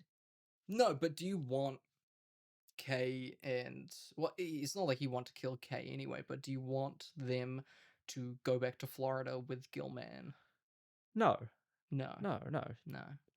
I just wonder if the filmmakers want that though. Well, it happens in the sequel. Yeah, but that's painted as a bad thing in the sequels, though. It's odd. I don't know. I'm very confused, especially with the Hays Code. Like they had to make it that that Gill-Man died. Another thing I'm also confused about, and I guess this is purely up to one's interpretation of of the scene, is again when she's swimming on the surface and the Gill-Man floats up, and a lot of people describe it as more of a I guess described as sex. Yeah, sex. Yeah. You know, and I when I was watching it, I didn't see that. I saw it more as like a innocent little puppy coming up, inspecting, you know, sniffing out. Yeah. I saw it as more of an innocent act than something sexual. Yeah. What did you think? I think you can read it as that, but then the rest of the film, Gill-Man wants her. Right. So it's kind of on its own, the swimming scene, sure, but the rest in the context of the rest of the film, I don't think so. Right. He wants to fuck her. He wants to. The Gill-Man wants his gill penis and.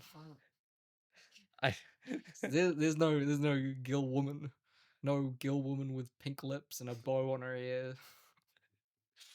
I could see a sequel with a. To that. I do love. He takes Kay to his cave, and he's like, "Ooh, check out my crib. Check out my spot. What do you think?" It's pretty cool. I would be impressed. I would. Yeah. I would want to live there with him. It's pretty cool. Yeah. But yeah, no, I again, I don't actually know if the director himself actually had much of a clue going in. Yeah, anything else?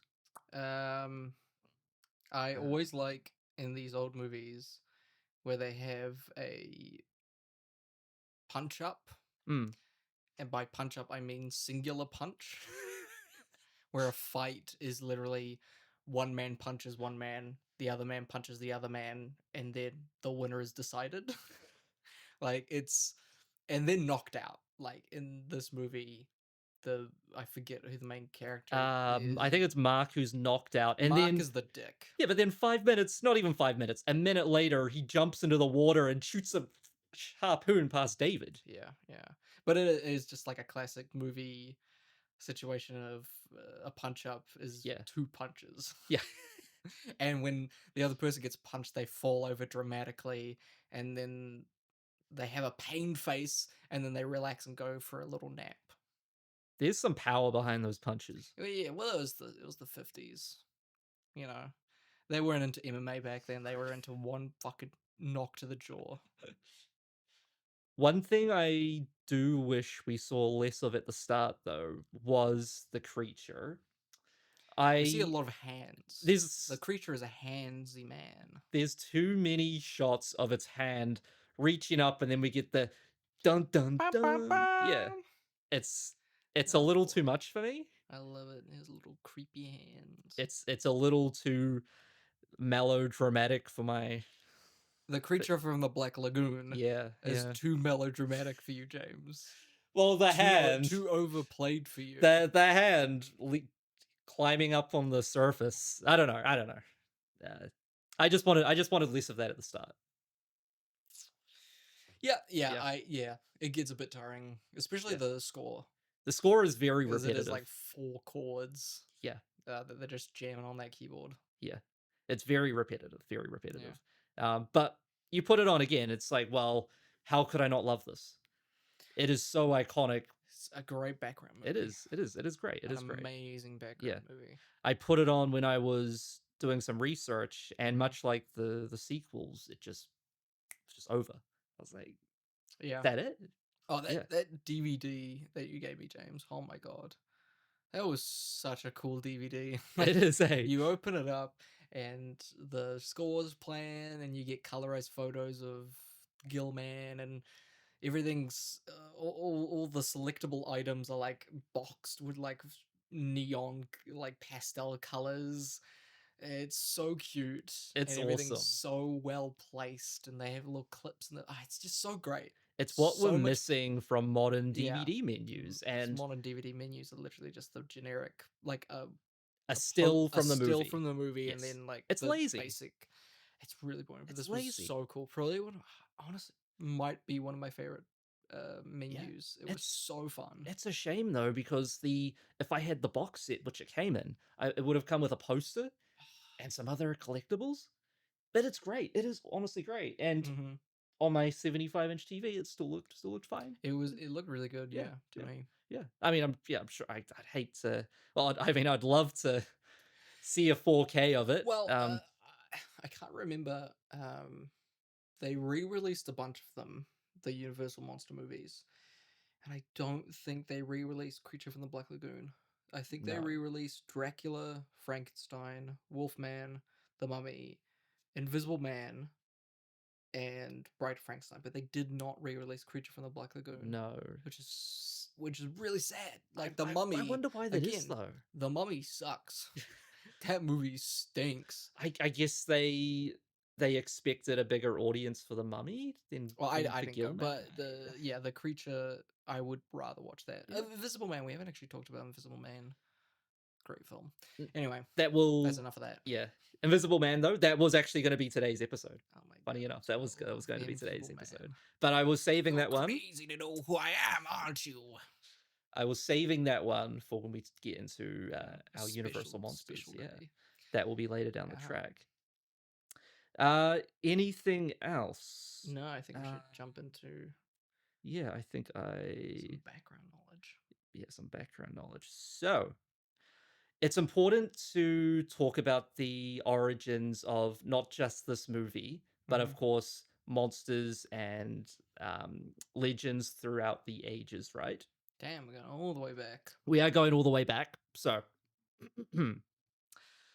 legends of sea monsters, right, date back thousands of years. Yeah. Founded myths, legends, folklore of cultures all around the world. Some of the most popular examples from Western culture originated from classical myths of ancient Greece and Rome.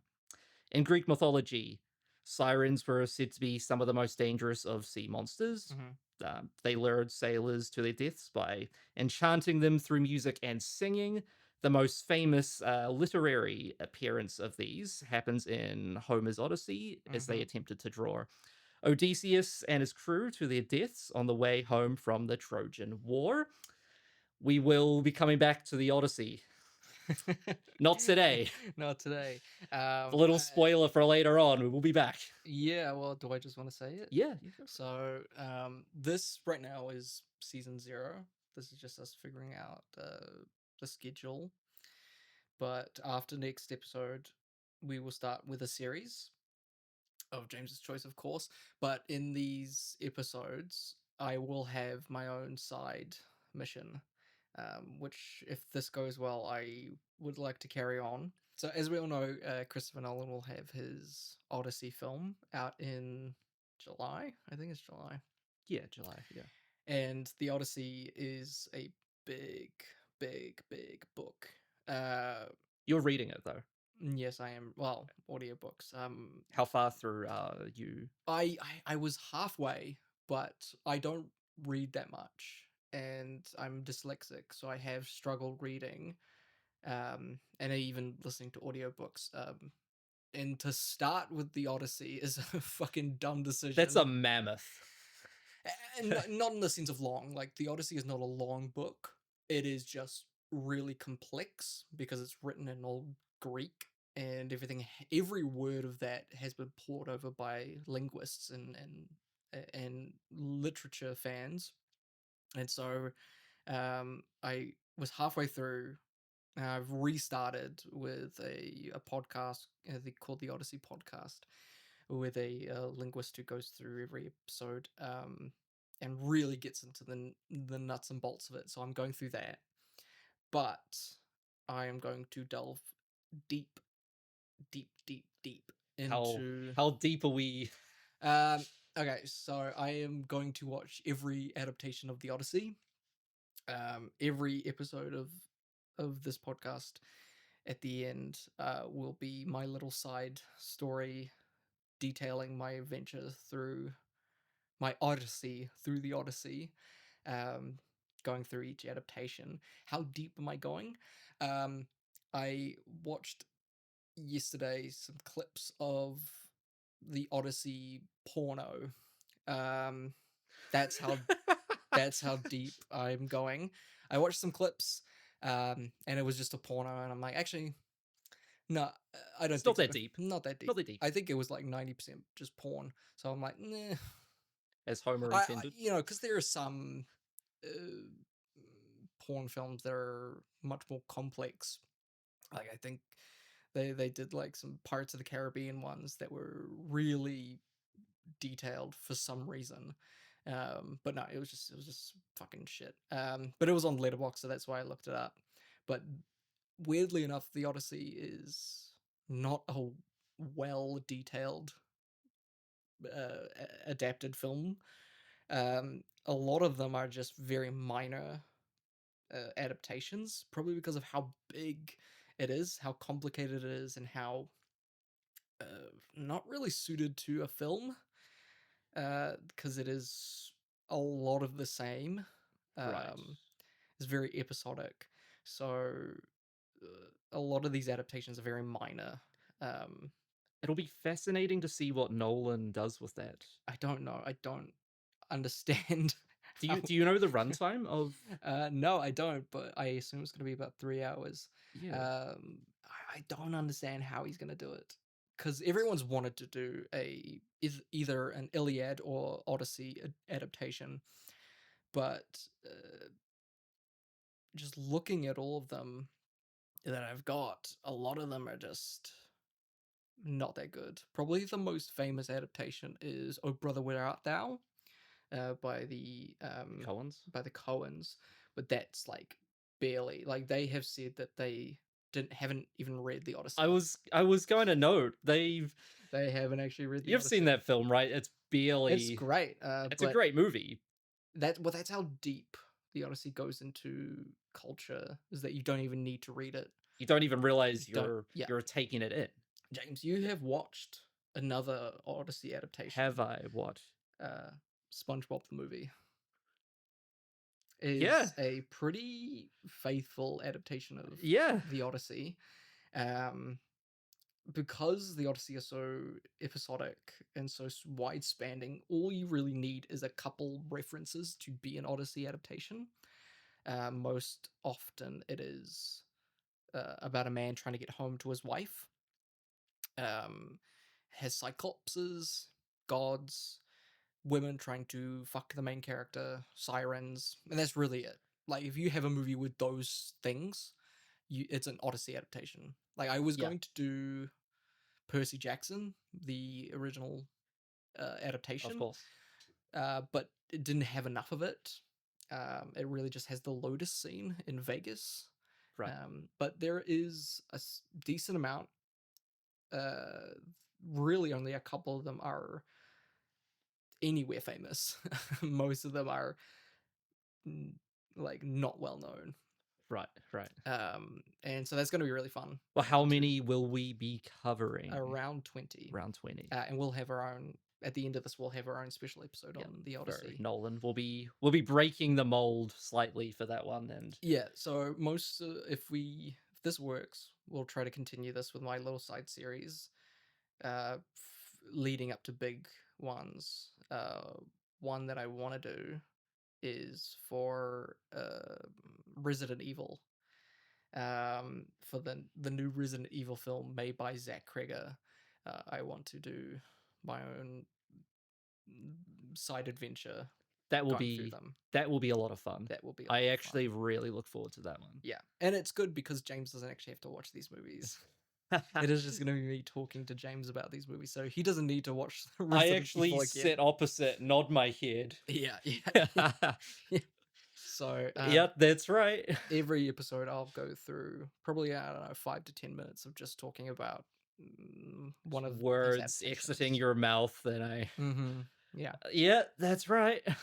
So this is my Odyssey of the Odyssey, which will start in episode 1 of season 1. I'm very excited. I'm excited. It's a stupid thing for me to do. But you I love challenges. You love a challenge. I love them so much. This is very any fitting. challenge that doesn't actually help me. Yes, I love. But if it's like, ooh, eat healthy, I'm like, get the fuck out of here. But if it's like, watch every Odyssey adaptation, I'm like, please, please, Jesus. Oh boy. Well, we will be getting into that. Not next episode. Episode after. Yeah. So let's get back on track. There is no exact folklore tale matching that of the Gill-Man exactly. Mm-hmm. There are a couple of other little tales I do want to drop here. So there is the Amazonian folklore, and I hope I'm getting this right, of Yakaruna, which is almost, I guess it's more of a tale about a fish man who sits on the Amazonian river, and he possesses human-like qualities, and they're creatures that are said to hail from underwater cities comprised of crystals and pearls. Okay. That one, I think, is the closest to the Gill-Man. Mm-hmm. Otherwise, we do have the legend of the Fishman of Leocanes, which is a Spanish mythology about a man who drowned at sea only to return years later as a human-fish hybrid. It's fascinating because they almost do match the story that inspired the Gill-Man, but they're also not the stories that inspired the Gill-Man. There is no exact source that we can actually cite here. But the origin of the film itself begins with Citizen Kane. So, producer by the name of William Allen, who portrayed Thompson. Is Mank in this? Did Mank write? He is a not creature from the Black Lagoon. He is no relation. We can't escape him. Mank has no relation to the Gill-Man. I'm sorry. How do you know, James? He might have done He may have been at the dinner party, which Thompson attended, in which he heard a story from a Mexican cinematographer who told him a tale of a humanoid fish-like creature that supposedly lived in the Amazonian region, in the Amazon River. Alan loved the story so much that it stuck with him, and for years he had a working title by the name of the Sea Monster. Very original. The Sea Monster. The idea was rewritten into a treatment in 1952 by Maurice Zim, and then finished out into a full-fledged script as The Black Lagoon by Harry Essex and Arthur Ross. Whilst this film was in development, another picture at the time, which was filmed in 3D, was in, which was being filmed, House of Wax, Vincent Price. Yeah. Filmed in 3D, of course, which I suppose led them to say, hey, that film was a hit. Let's film Creature of the Black Lagoon in 3D. 3D is very hard to project. You've got to have a projectionist that's really on the ball. And many of the theaters, the projectionist just didn't care. If either print would run just a frame out of sync with the other, it would destroy the effect. You start to get 2 or 3 frames out of sync, and it would give you a major headache and be very, very hard on your eyes. And so a lot of people, I don't think, realized, they thought the 3D was just bad. It wasn't, it was bad projection. When you start to realize what was happening in the exhibition end, you could understand why the system died out so quickly. That's such a dumb idea. That's so dumb. 3D? It's already hard enough to film underwater. They're like, what if we did it with 2 cameras? What was the last film you watched in 3D? Avatar, Fire and Ash. Did you like... I mean, I was there with you, but I don't exactly remember your exact experience with the 3D. Honestly... Did it work for you? A lot of those filmmaking techniques like high frame rate or IMAX or 3D, a lot of that stuff just gets washed over me. I'm a story person. You're not a technical lad. I do not care unless it's a split diopter. They're like, they filmed this with this technology. I'm like, do you think De Palma was the same? Split diopter. I know that one. Yeah, that's all he could remember. But yeah, like a lot of those techniques I don't. It's not that I don't like them. It's that I just get sucked into the narrative so much that I just do not care. Right. Yes. Yeah. No, fair enough. I like the gimmick. I think there's a place for it with these huge movies like Fire and Ash. If it's a big IMAX or big screen event, I can see a world where it makes sense. But for a a small film, I just don't see it working. I just think the technology is put in the hands of people that don't actually understand what they're making. Right. I think the big people that use 3D is Peter Jackson and James Cameron. Those are probably the 2 biggest 3D people. You also need the money to shoot it. Did Lucas do any 3D? Lucas? Yes, he did. He came back to do Phantom Menace 3D. That's right. But that was done after in post. I don't know if that wasn't very that was a effective. whole re-release. Yeah. He re-released that movie 3D. But a lot of those directors are and Ang Lee. Ang Lee loves 3D. Right. Right. Did he did Life of Pi in 3D, didn't he? I want to say he did. Yes. Yeah. Did he do Yeah. His most famous one it'd be Life of Pi and Gemini Man. Right. Yeah, of course, Gemini Man. Yeah. Hey, don't badmouth Gemini Man. But those directors are, 1, yes, you have to have the money for it. And 2, they are people that are so far up that they kind of forget how to make a good movie story-wise. They focus so much on technical aspects of getting it perfect, looking pretty, pushing forward the technology, that they forget the story, And a lot of it is because they are so far removed from the world, Right. Yeah. James Cameron, when's the last time he went to a fucking grocery store? When's the last time he was able to go to a cinema without swarms of people asking, him for signatures? James Cameron, tell me the price of a bottle of milk, man. And so they don't. It's harder for them to make a film about real experiences. Agreed. As Yeah. they did before. They're so isolated now. Right. That's sort of why they lose that element, and they focus so much on the technical aspect. Which, in that regard, then it's probably better Jackson does stick to his documentaries. Yeah. And his big, broad adventure. Epics, right? Because I think it's not like Peter Jackson and James Cameron didn't focus on technology beforehand. Yeah. But they had the stories in them to make it good. But now they don't have those stories anymore. They're not normal people. No. And so they put all their money and their cachet into technology. Yeah, mate, Same as Guillermo del Toro. Yeah. Put all their cachet into tech and not...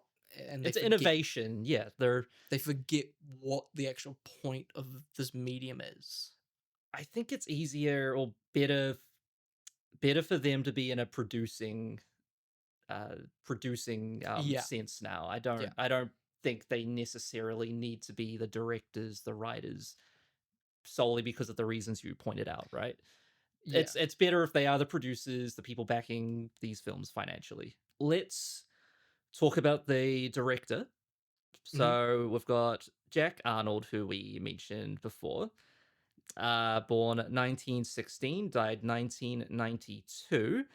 American director who started out as a documentarian. I think you can see elements of that in his work, especially here in Creature. Yeah. It's solely, for the most part, filmed outside. We're in the jungle, we're underwater. It feels very much from the perspective of a documentarian. A lot of the shots, or at least I certainly feel that. Would you agree with that? Yeah, I think, documentaries back then were much different. They were more educational. Like I watched Kon-Tiki, which won Best Documentary, I think it was in the 60s. And that it's just an after-school special in a way, I don't think documentaries were seen as an art form. No. At the start. I think it's you need to be quick. Right. You need to be consistent. And that's probably what he took from. But what kind of documentaries did he do? Were they fish? They were more... I don't think they were wildlife. I actually don't know. That's where I would see it. Is the if he was doing marine documentaries. I imagine they were very much like early Kubrick newsreels. Oh boy, that's what I'm imagining. Because I don't think they're David Attenborough. No. Look into the marine, but yeah, biology type of shit. But yeah. Started off as a documentarian, earned a reputation from this as an efficient and on-time director, which of course studios are like, oh man, they love that. Oh, we love that, baby. So that kind of got him into his big break directing sci-fi genres. In like 1953's It Came From Out of Space, probably the only other film he made with that is very well known today. Yes, it came from outer space to fill the world with terror, to bring you unforgettable suspense. What was it? Where did it come from? Who were the all-powerful creatures it brought from outer space? Well, I think Tarantula, and we've got Incredible Shrinking Man, right? Yeah. Mostly because it's a tarantula. And like, it's not much to that movie. Like, you see a screenshot or a clip from Tarantula, and you're like, what's that movie called? Tarantula. Figured out nutrient into a nightmare.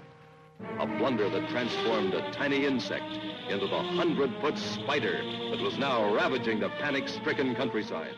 Like, you wouldn't even know Tarantula existed. No, you could probably guess that Tarantula existed. Yeah, of course.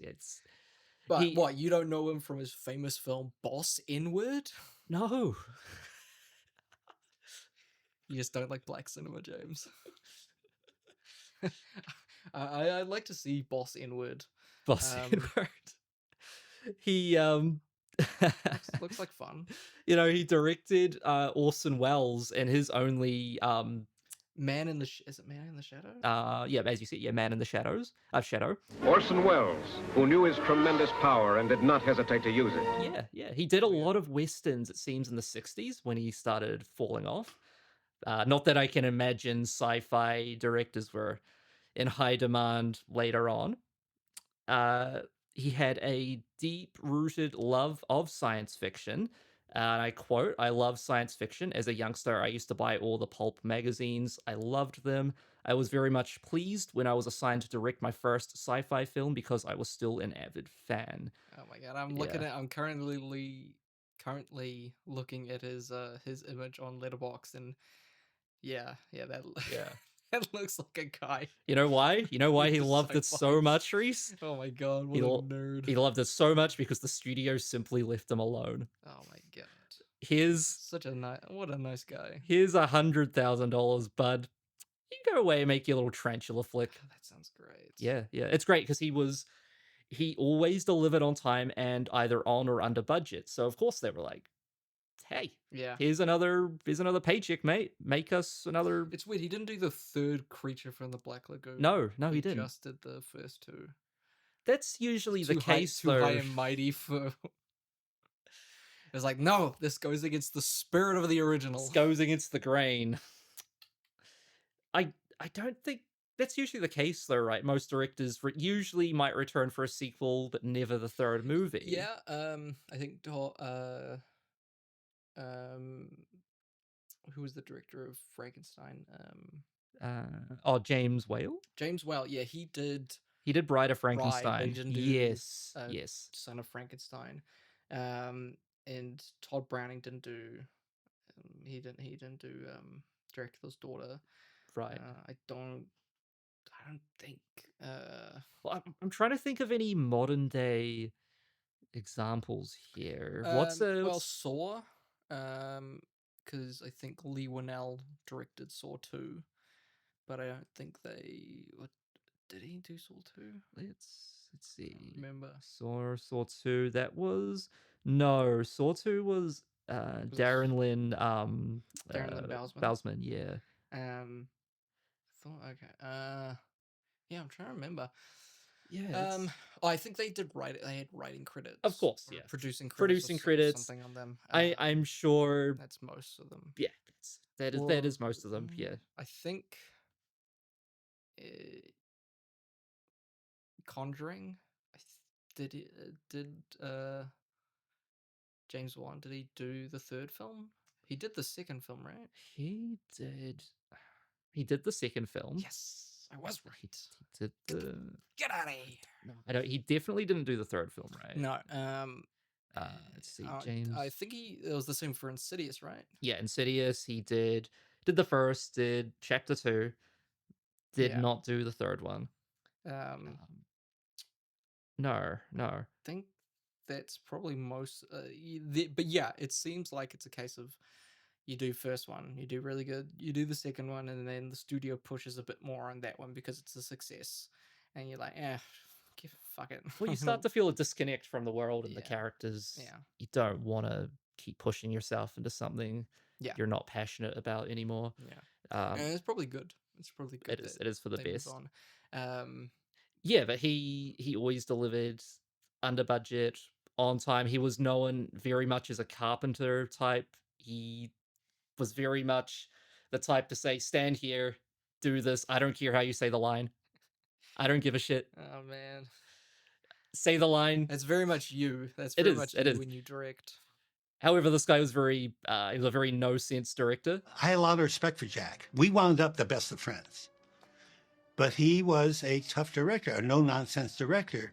Jack Arnold was very efficient and very well organized, a very good director in terms of technical ability. As far as direction to the actors, in terms of acting or emotional support, I guess you just he was the kind of a director that said, stand here, stand there, walk here, walk there. but creative-wise, you just sort of were on your own. He's very much... no ad-libs. Yeah, no ad-libs. This is the script. This is the Bible. I don't know if he was that passionate, but yeah, he was that type of director. Later on in his career in the 60s, he was forced into transitioning to television, although it was a good fit for him, because coming from a world of efficient filmmaking, television does suit that. In collaboration with John Landis, he had planned in the 80s a rendition of The Lost World by the novel, of course, Sir Arthur Conan Doyle, originally filmed in 1925. I don't think we've had an adaptation since, I want to say. I don't believe. I could be wrong there. Oh, that's another one. Spielberg. Spielberg. He did The Lost World. Of course. And then he didn't come back for the third film. Of course. Tragically. Alan. This never got off the ground and would have been a return to the adventure sci-fi genre for him, but of course this never came to, and he passed away shortly after. Now, I know you can't see this, folks, but James has a single tear rolling down his cheek. He's looking up into the middle distance as the sun sets. And that, folks, is tonight's second feature. See you next week. If only they could see the sunset. Let's talk about the production. Split into 2 units. One was filmed on the Universal backlot, which is a majority of where the shots were filmed. Second unit was in Florida, where they shot all the underwater scenes. We had two stuntmen performing as the Gill-Man. Ben Chapman, who played the creature on land, and he did all the performing on the Universal backlots. He was in the suit for like 14 hours a day, and that was hell. We have Rico Browning, who was the on-location performer for the Gill-Man for all the water scenes, and he was only discovered by chance when he was driving the director Jack Arnold around some potential locations, and they got him to swim underwater, and they're like, oh, sweet, this guy swims great. Jack Arnold and Scotty Welborn, who was the cameraman, I picked them up at the airport, took them to the Springs, and showed them around, and they liked what they saw. And Scotty got his underwater camera out, and he asked me if I would swim in front of the camera so they could get some perspective as to the size of logs and people and fish and whatever in the grass. And I said, sure, so I did. I'd say it's a couple of weeks later, maybe 3 weeks, I got a call from Jack Arnold, and he said, we like the way you swim. He said, how would you like to be the creature of the Black Lagoon? I said, well, I don't know what it is, but fine. It's funny because a lot of those stories you hear of, they were just walking around set and they become, like, I always think of Twin Peaks. The actor who plays Bob was just like a gaffer. Yeah. And David Lynch was like, you there, you gotta look. I want you to stand over there in this shot. You're gonna be Bob. You're gonna be the most evil person in the world. And that's always like whoa, that's great. That's awesome, They become, big and they don't have to do too much. But in this case, it's, oh, you could be great. We'll chuck you in a 15 kg suit and chuck you in the water. It's like, fuck. Did you watch you might not have, the behind the scenes? I wanted to. You should have. It was great. But I thought that was your fucking job. I sit here for like an hour and you yap at me about the behind the scenes of this, and you're like, Rhys, you should have watched this. This is much better. Oof. Yikes! You should have watched it, Rhys, because he would have had a could have had a nap right now. Yeah. But he was he was quite shocked when they picked him. It seems he just woke up in the suit. Like went to sleep. He just wakes up in the suit and they just chuck him in. Yeah, but no, he's great. I love the performances. there's not too much to say about them. Yeah, they're great though. They are great. They're fantastic. Again, the on land performance where he breathes like a fish is the cutest thing I've ever seen. Did you notice the scales? Yeah, the scales Retracting? move. Yeah, that's cool. Eh? They got some hydraulic scales. And yet they couldn't get a bigger tree. No. They got fucking hydraulics in this bitch. They couldn't just chop down a bigger tree. Let's talk about the. We've touched on the cinematography. Cinematographer was William E. Snyder. I always love the E's. E's. You know, There's always a middle initial. Yeah. That's so great. I tried that for a second. It's like Rhys J. Strang. And I'm like, hey, get the fuck out! What am I doing? Get that fucking out of here! I'm not a cinematographer from the 50s. Like, I'm not a journalist from Chicago in 1940s. Who am I to put a middle initial in there? Also, you really need to have a really white name. It's very, which I do, but like it's it's a unique name. Maybe you could have it. You know, I think I'm too white. What's your middle name? It's my initials are A and G. Oh, because you got two. Yeah. So James A.G. Hewitt. Yeah. That's not. It sounds like a snake oil salesman. Kind of fits. Another single tear rolls down James's cheek. I'm pushing him too far on this episode. I just think it's too white, man. You're white enough. I don't need to add the middle initials. I think you got to go full hog on it. You know, don't be a fucking fence sitter. Embrace my colonial ancestor. Yeah. There's actually nothing more really to say here about the cinematography. We have touched on it. This guy's credits, he's worked with Fritz Lang on Reasonable Doubt. Yeah, that's really it. He's worked with Jacques Turner, who did the Cat People, Out of the Past. Love Cat People. Cat People's great. The score.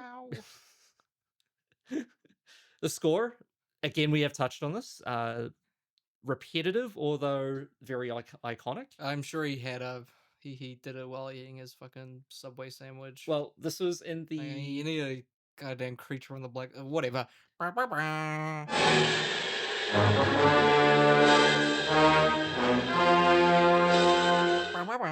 That's fine. You're not far off. This was in the day where there was a committee of musicians, of composers. Yeah, a committee. So back in the day, they, for these Universal Pictures, they would have their go-to guys for the title sequence, for the romantic melodies, for the action pieces. So we again have 3 uncredited composers here. Oh my god, they each put one note into the score. They came in from their lunch breaks, pressed one note on the keyboard, and then left. You're not far off. Henry Mancini, Hans J. Salter, Herman Stein, and Herman was quoted with saying, would grind pictures out like a factory in those days. Harry Mancini was known for writing light and playful melodies. Herman Stein was cast for writing huge epic title sequence music. I don't know. Oh, sure. I'll take your word for it. Take my word for it. Again, these guys... Well, in these classic Hollywood films, they focus on one thing. They focus on one aspect to really push, and the rest just gets generically made. In this case, it's the cinematography and the costume. Everything else kind of just gets thrown to the wayside. Some movies have incredible scripts, and then the rest is just bland. Some have great acting, the rest is bland, and some have great directing. That's just kind of what these films do, and you kind of need to love what they're putting forward, because the rest of it's just bog standard. No, well, I couldn't imagine another theme here. I think it does. It works very well. It works very well. Yeah. Nothing else really to say about the score here. We have touched on the cast, so just a little refresher. We have Richard Carlson, who played David Reed, the scientist we are introduced to, who's diving underwater for marine, or for rocks. Was it for rocks? We're looking for specimens of lungfish. David, you still don't look like an ichthyologist. The geologist's point of view. Julie Adams, who plays Kay Lawrence, she has not been in much since Creature, nor was she in much back then. Richard Denning, who played Mark Williams. We also have Antonio Moreno, who plays Carl, the old guy that we are introduced to. A lot of these guys are relatively unknown, did not do much after Black Lagoon. I suppose Antonio's biggest credit would have to be Ford's The Searchers, although he's uncredited. Sorry. Yeah. a lot of these guys, yeah, they did not go on to do much. Similar to the director. Makeup. Let's talk briefly about this. So we can't really talk much on the makeup without first talking about the iconic Jack Pierce, who did all the notable Universal monsters that we know and love. He headed the Universal makeup department from 1928 to 47, created iconic monsters such as Dracula, Frankenstein, and of course the Wolfman with Lon Chaney. He was ultimately kicked out in favor of a costume makeup artist called Bud Westmore. That guy is a piece of shit. Yeah. I've heard as such. He is a scumbag. The only reason he is in the position he is in when Creature comes around is solely due to his family being a dynasty, basically. His entire family is a long line of makeup artists. His dad, George Westmore, founds essentially the first makeup studio in Hollywood. But this is actually kind of sad. He committed suicide in 1931 due to his work being pushed aside in favor of his sons, who... That sounds like a neo-noir. It's fascinating. It's fascinating. But yeah, this guy, my God, is he a piece of shit. He was known for kicking his artists out of the studio when newspaper photographers would come around so he could pose with sculptures, designs, artwork, whatever they were working on at the time, so he could get his name in the paper. And that is why a lot of the credits you will see on these early movies go to him. Yeah, go to him. It's actually very sad. Very unfortunate. Hashtag so sad. Yeah. Who designed the Creature? Millicent Patrick. Yeah. She is a freelance animator, actress, model, costume designer, children's book illustrator, makeup and special effects artist. One of the first women to work in special effects. Despite her impressive resume, she goes largely uncredited in Hollywood over the years. 1939, she became one of the first female animators for Disney. She worked on Fantasia, Dumbo. Really a very impressive resume. According to the costume sculptor Chris Mueller, it was indeed Patrick who drew the original sketches for the Gill-Man, not Bud. It is important to note that, again, unfortunately, she does go uncredited on a lot of these websites for this movie. Even still today. Someone, for the love of God, add her as an official credit on Letterboxd. I don't think she's in there. Yeah, well, I don't even know if they have that credit of just designer. Yeah, on Letterboxd, the composer's still uncredited. Yeah, well, most of that is just fan Yeah, of course, done. of course. So you could do it, James. I could, but he's I won't. too busy. James, I'm too busy. I'm too He's busy researching this to actually put into action anything. Too busy crying at the middle distance. The studio was so pleased with Patrick's work that they sent her on a successful publicity tour for the film's release. Westmore became jealous of Patrick's growing popularity and fired her a week after the film was released.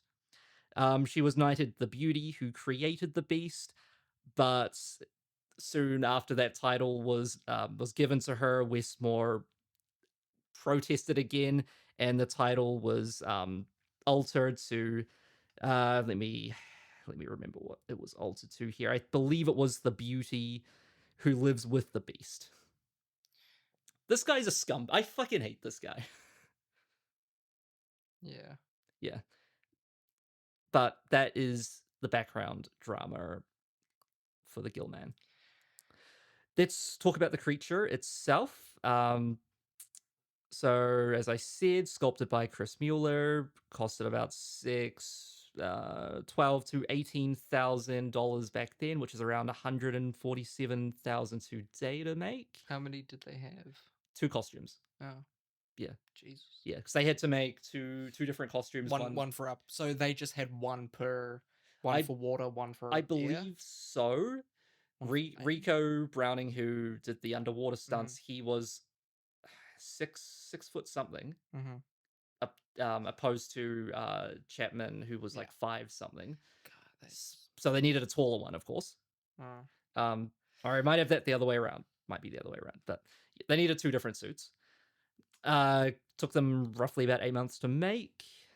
I do have it here. So plaster casts of actors Ben Chapman and Rico Browning were made to ensure a precise fit. The suits were assembled in pieces from foam rubber, requiring the actors to slip into a latex bodysuit before the rubber applications were attached.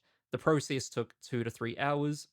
It was baked liquid rubber, full body suit with literally hundreds of latex scales glued on. And I had to watch my weight because I couldn't gain weight or lose weight because then it would fold. So it took me 2 to 3 hours to get in and out because it has to be put in exactly right. They put me in a leotard, full-bodied, and then they would paint glue on the leotard and put pieces of foam rubber that was molded to see the texture of skin this creature would have on it. And sometimes when they would put the glue on, it would go through the leotard and it would start setting up and get very hot and it would burn me in several places. I still have a little scar from one of them. Well, the underwater suit was different from this one, mainly because Rico Browning was a lot smaller. So the whole suit was built in smaller scale. They used pieces of this suit and scaled it down. No. Fuck off, I'm not doing that. I was sitting on the anchor and waiting in between scenes, just breathing on the air hose, and I felt something tugging at my foot. And I looked down, and it was a turtle, big sea turtle. He took a bite out of the heel of the creature's foot and just took a bite and took off with it. So everybody jumped in the water chasing the turtle to get the heel back. I imagine when they did Shape of Water, it was less complex. I'm guessing it's not. Was it mostly CG? I don't know think so. how much I think of that it was would have been- practical. Well, I've heard stories from the actor who plays Gill-Man in that movie. I forget his name. From Hellboy, and like it sounded fucking hellish. Oh, Doug Jones. Doug Jones. Doug Jones, yes. This sounds really hellish. I think the easier it's gotten to do these effects, the more complicated they get. So it stays the same sort of. I mean, they still take 12 hours Still, to put on. you've got to be a special kind of actor to put up with that. Yeah. And a lot of the time, these are just stunt performers. You've really got to lock in and commit if you are to sit there for 5 hours. Yeah. A month straight. Mm-hmm. Taking this in. Yeah. 2 different suits were made. Some of the underwater stunts for appliques were done by a stunt actress named Ginger Stanley. Reception. So this was a popular movie when it came out amongst both critics and moviegoers. It was a hit. I do have a review here by Variety from 1955. So the 3D lensing adds to the eerie effects of the underwater footage, as well as the monster's several appearances on land. The below water scraps between skin divers and the prehistoric thing are thrilling and will pop goose pimples on the susceptible fan, as will the close-up scenes of the scaly, gilled creature. I hate goose pimples. Don't. Let's call them goosebumps. Goose pimples is disgusting. Goosebumps is pretty cool. Is it not like a critic, especially a movie critic, to wanna? Nah. No bueno. No. But yeah, it was very, very warmly received by the public. And that concludes everything I dived into on Creature from the Black Lagoon. Yeah, a great film that was sort of the end for the Universal era. Because I think I want to figure out when the Hammer Horror Dracula came out. Is that late? That 50s? was 58. 58. So that was 4 years later. So really, this was the last. Yeah. This and its two sequels were the end of even the this Universal era. Making this in 54 is a stretch because it was a totally different era. The Universal monster came out like what 10, 15 years earlier. Yeah. Dracula came out 31. Yeah. So I think Frankenstein came out the same year. So it's been a while, and I think this is the era where they're doing the Epic of Castillos. Yeah.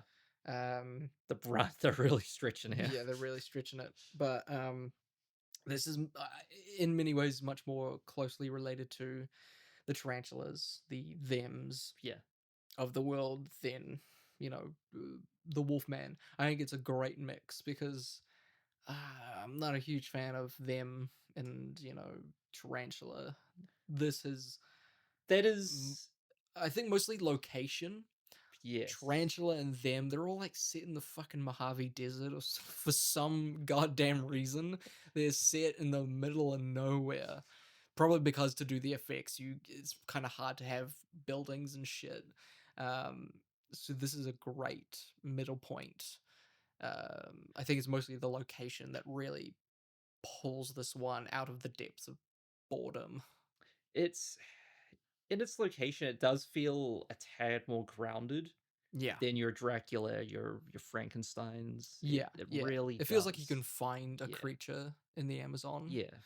And that is why I chose to do this film now, opposed to when we cover the Universal monster movies, because it does have a bit of a disconnect to those. Yeah. Although they fall in the same monster universe. Yeah, I think the monster in this is the only monster that has no form of communication. Every other Universal monster movie, the monster is the titular character. I think Frankenstein's probably the least connected, but he still says stuff in the later films. In The Mummy, they normally have a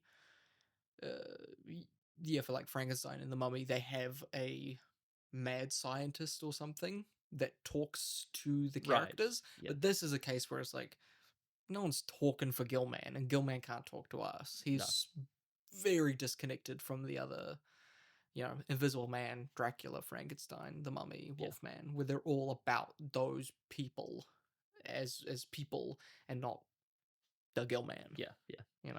I mean, we need the music to accompany the Gill-Man on screen. Yeah. If he's mate, because he's not announcing it, but he's.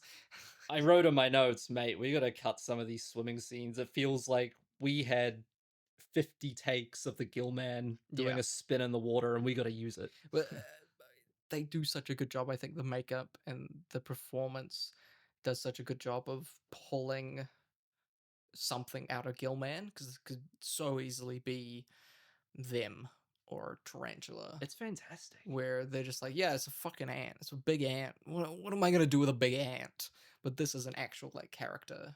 I feel very similar to Leatherface. Right. Where Leatherface can't talk, but you can really feel the pathos. You can feel his presence. Yeah. Yeah, and the character behind it. But yeah. It is fascinating, and I think that is down to the crafting of the creature, the planning and research that actually went into the making of it. When Millicent Patrick was looking at prehistoric reptiles, looking at legends, because a lot of them, the future Gill-Mans, don't look that good. No, they don't. The Gill-Man from the second film is I think that's just the same costume, and the creature walks among us is a totally different thing. They cheaped out. And then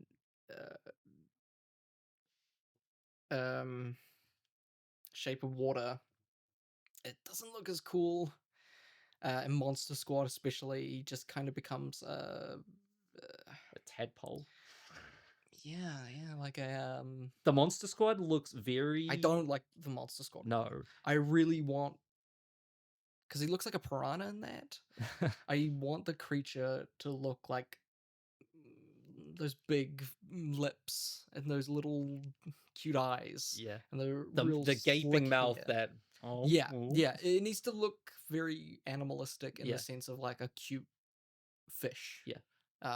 But a lot of the future ones either put too much human in it, like Shape of Water, which they kind of needed to, or they turn it into a scary monster. Like, he's got sharp teeth. Wah! Get me out of here! He's got teeth. Woohoo! Yeah. I'm not a huge fan of Monster Squad.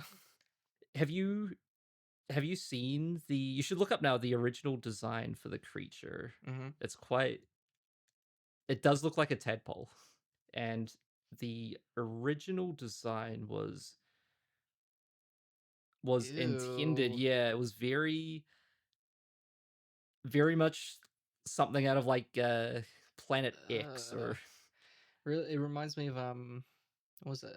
Is it Land of the Lost? Yeah, the Will Ferrell comedy. Have you watched Land of the Lost? I have not seen Land of the Lost. I'll show you the creature from Land of the Lost. Oh. Yeah, so the like the main bad guys and creature in Land of the Lost are like look pretty similar actually. Oh, okay. Thank God they changed it. This is fucking hideous. It's ugly. They nicknamed it the Pollywog suit.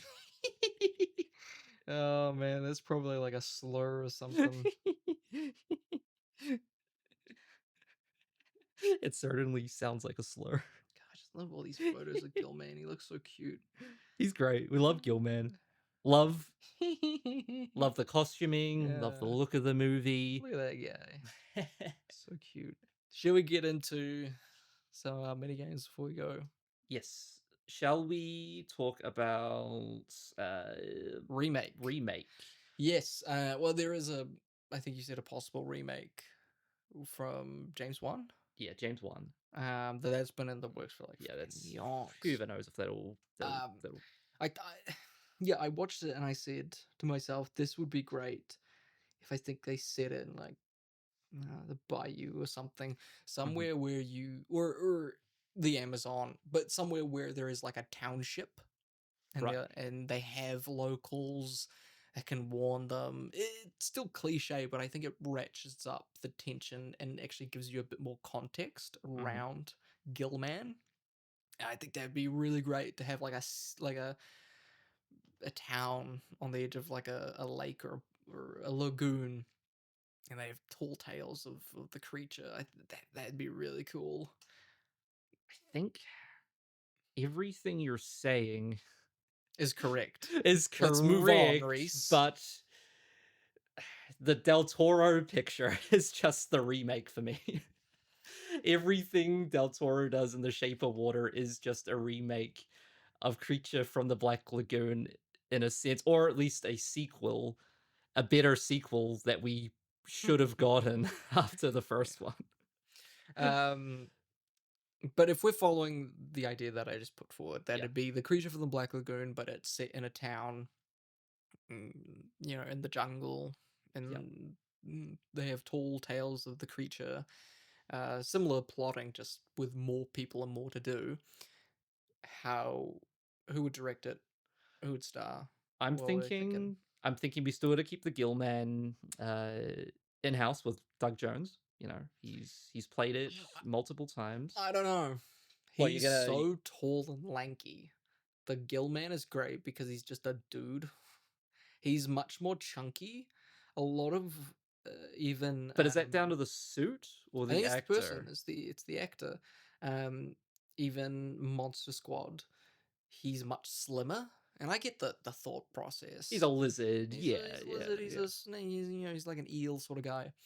But I like Gill-Man in this being just a dude in proportion. He's just a guy. He's a bit more regularly proportioned, not so lanky. I don't know. Doug Jones is great, but He's a little whatever. too snake-like. He's so tall and thin. Like, and I don't think tall and thin, I guess it works for swimmers are Dorito shaped, you know. But directing, I'm thinking this may not be. I guess if we're trying to stick with a similar tone, I'm thinking someone like Sam Raimi. I mean, yeah, M. Night, possibly. M. Night. Yeah, I could see M. Night. Or if we were to go, depends on what tone we're trying to set here. I could see a world where someone like Fede Alvarez. Yeah, Fede Alvarez. Yeah, that's actually a good idea. Who would you put forward? I think Fede Alvarez would be great. Zach Kreger would be good. That would be very interesting. Depends on the tone we're trying to set. Would be great. I think she'd make it really fucking cool. I'm not sure if the Radio Silence guys would be that. I did think of them briefly. I just don't think they need. They're so funny. No. Well, they try to be funny. I don't think their humor would translate. That's the problem, is that a lot of the big horror directors now are either comedy or bleak. You know, you either have a Radio Silence or you have a Robert Eggers. Like Robert Eggers, I'd love to see his Creature from the Black Lagoon, but I don't think that's gonna work. I don't see that working. But yeah, I mean, who else?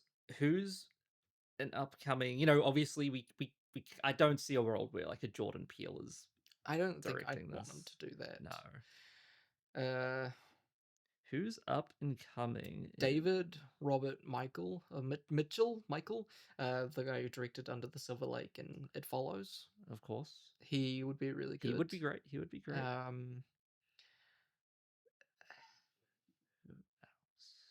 I think James Wan is too fun. You think he's going to? He's too fun. He'd be great, but he'd be too fun. Leigh Whannell, maybe. I think I think Leigh Whannell needs to stop for a moment and reevaluate what he's trying to do here with these remakes, reboots of the Universal films. You really need a good balance for the creature, because you would need it to be bleak, but still a lot of fun. Yeah. I would love to see a Luca Guadagnino. No, he is too highbrow. You really do need, like, who's the Wes Craven of today?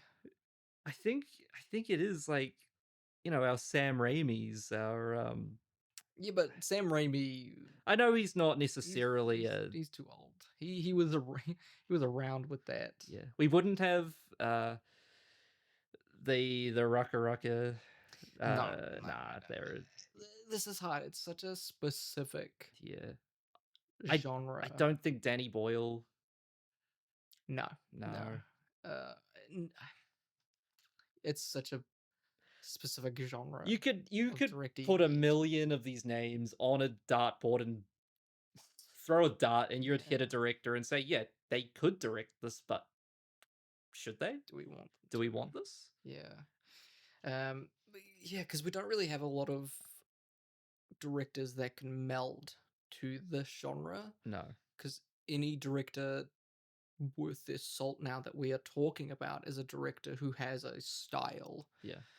So it's hard to say Jordan Peele, because you'd be getting a Jordan Peele film that is about the Creature from the Black Lagoon. It wouldn't be a Creature from the Black Lagoon made by Jordan Peele. It'd be Jordan Peele first. And that's what most of these directors are, is that's their name first and then the film. That is... Which is good. It's obviously good. That's good. But not not good for our exercise here. No, not for... Well, we could do the golden age of Hollywood route and force a director into molding to our Ryan style. Johnson? Ryan Johnson? He could be really good at it. He's really fun. He's a really fun director. I did love Wake Up Dead Man. That's a great movie. Has he done horror? No. Or he's done sci-fi, big space There's sci-fi. Lupin, there's Brick.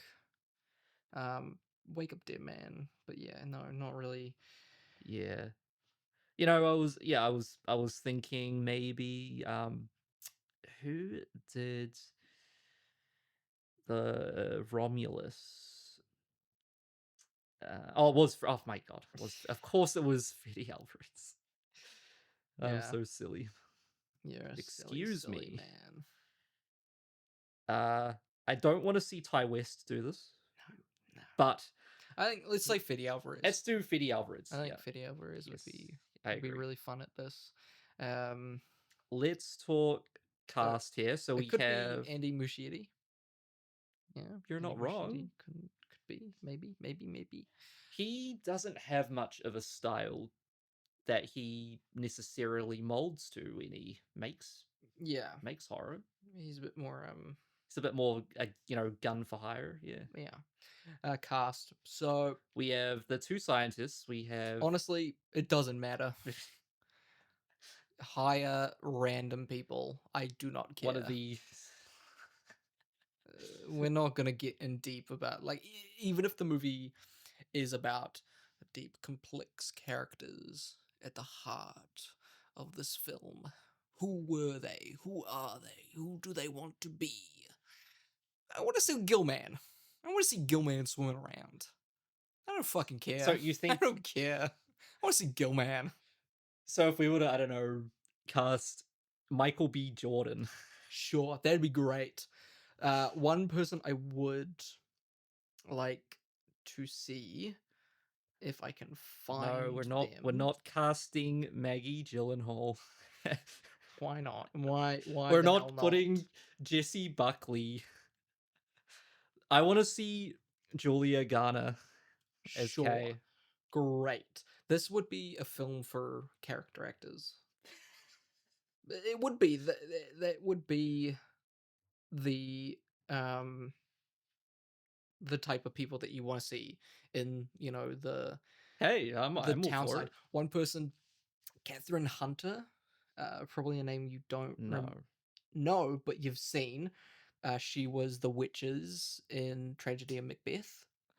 Yes, I know who you mean. Yes. Yeah, she was also in Poor Things and Megalopolis. Of course. She's such a great look and voice. You need people like that.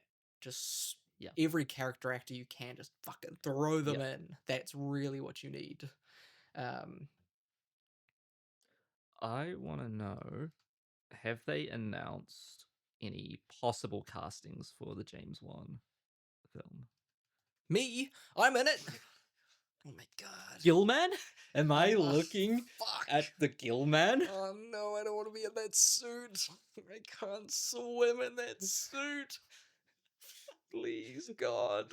Quick, let's kill me. I got the weights. Let's strap them to your feet now. Let's get some Rhys, rehearsals this is in. gonna be twice as good as the original, so we're putting twice the amount of weights in your in your suit.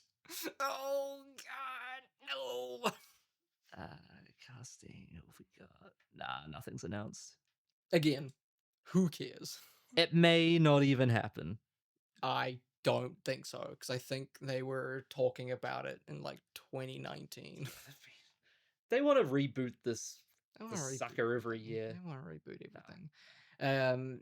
Well, we got our Wolfman, and we know how that went. Yeah, let's maybe we don't need it. Maybe we don't need it. Maybe it's just better to leave things like this alone. Yeah. Great idea, I say. Yeah. I think we got a good lineup there. Do we want a 4K of this? I think there is a 4K. There's a of it. 4K available. I want it. I think we. I think I don't. I think we both want it. Yeah. Well, a lot of those 4Ks, I would want the box set. They release like all of the Jaws films separately, 1, 2, 3, and 4, individual 4Ks. I don't fucking want that. Just give me a box set with all 4 of them. Though I do have a box set of Jaws, which is Jaws 2, 3, and 4, but not Jaws 1.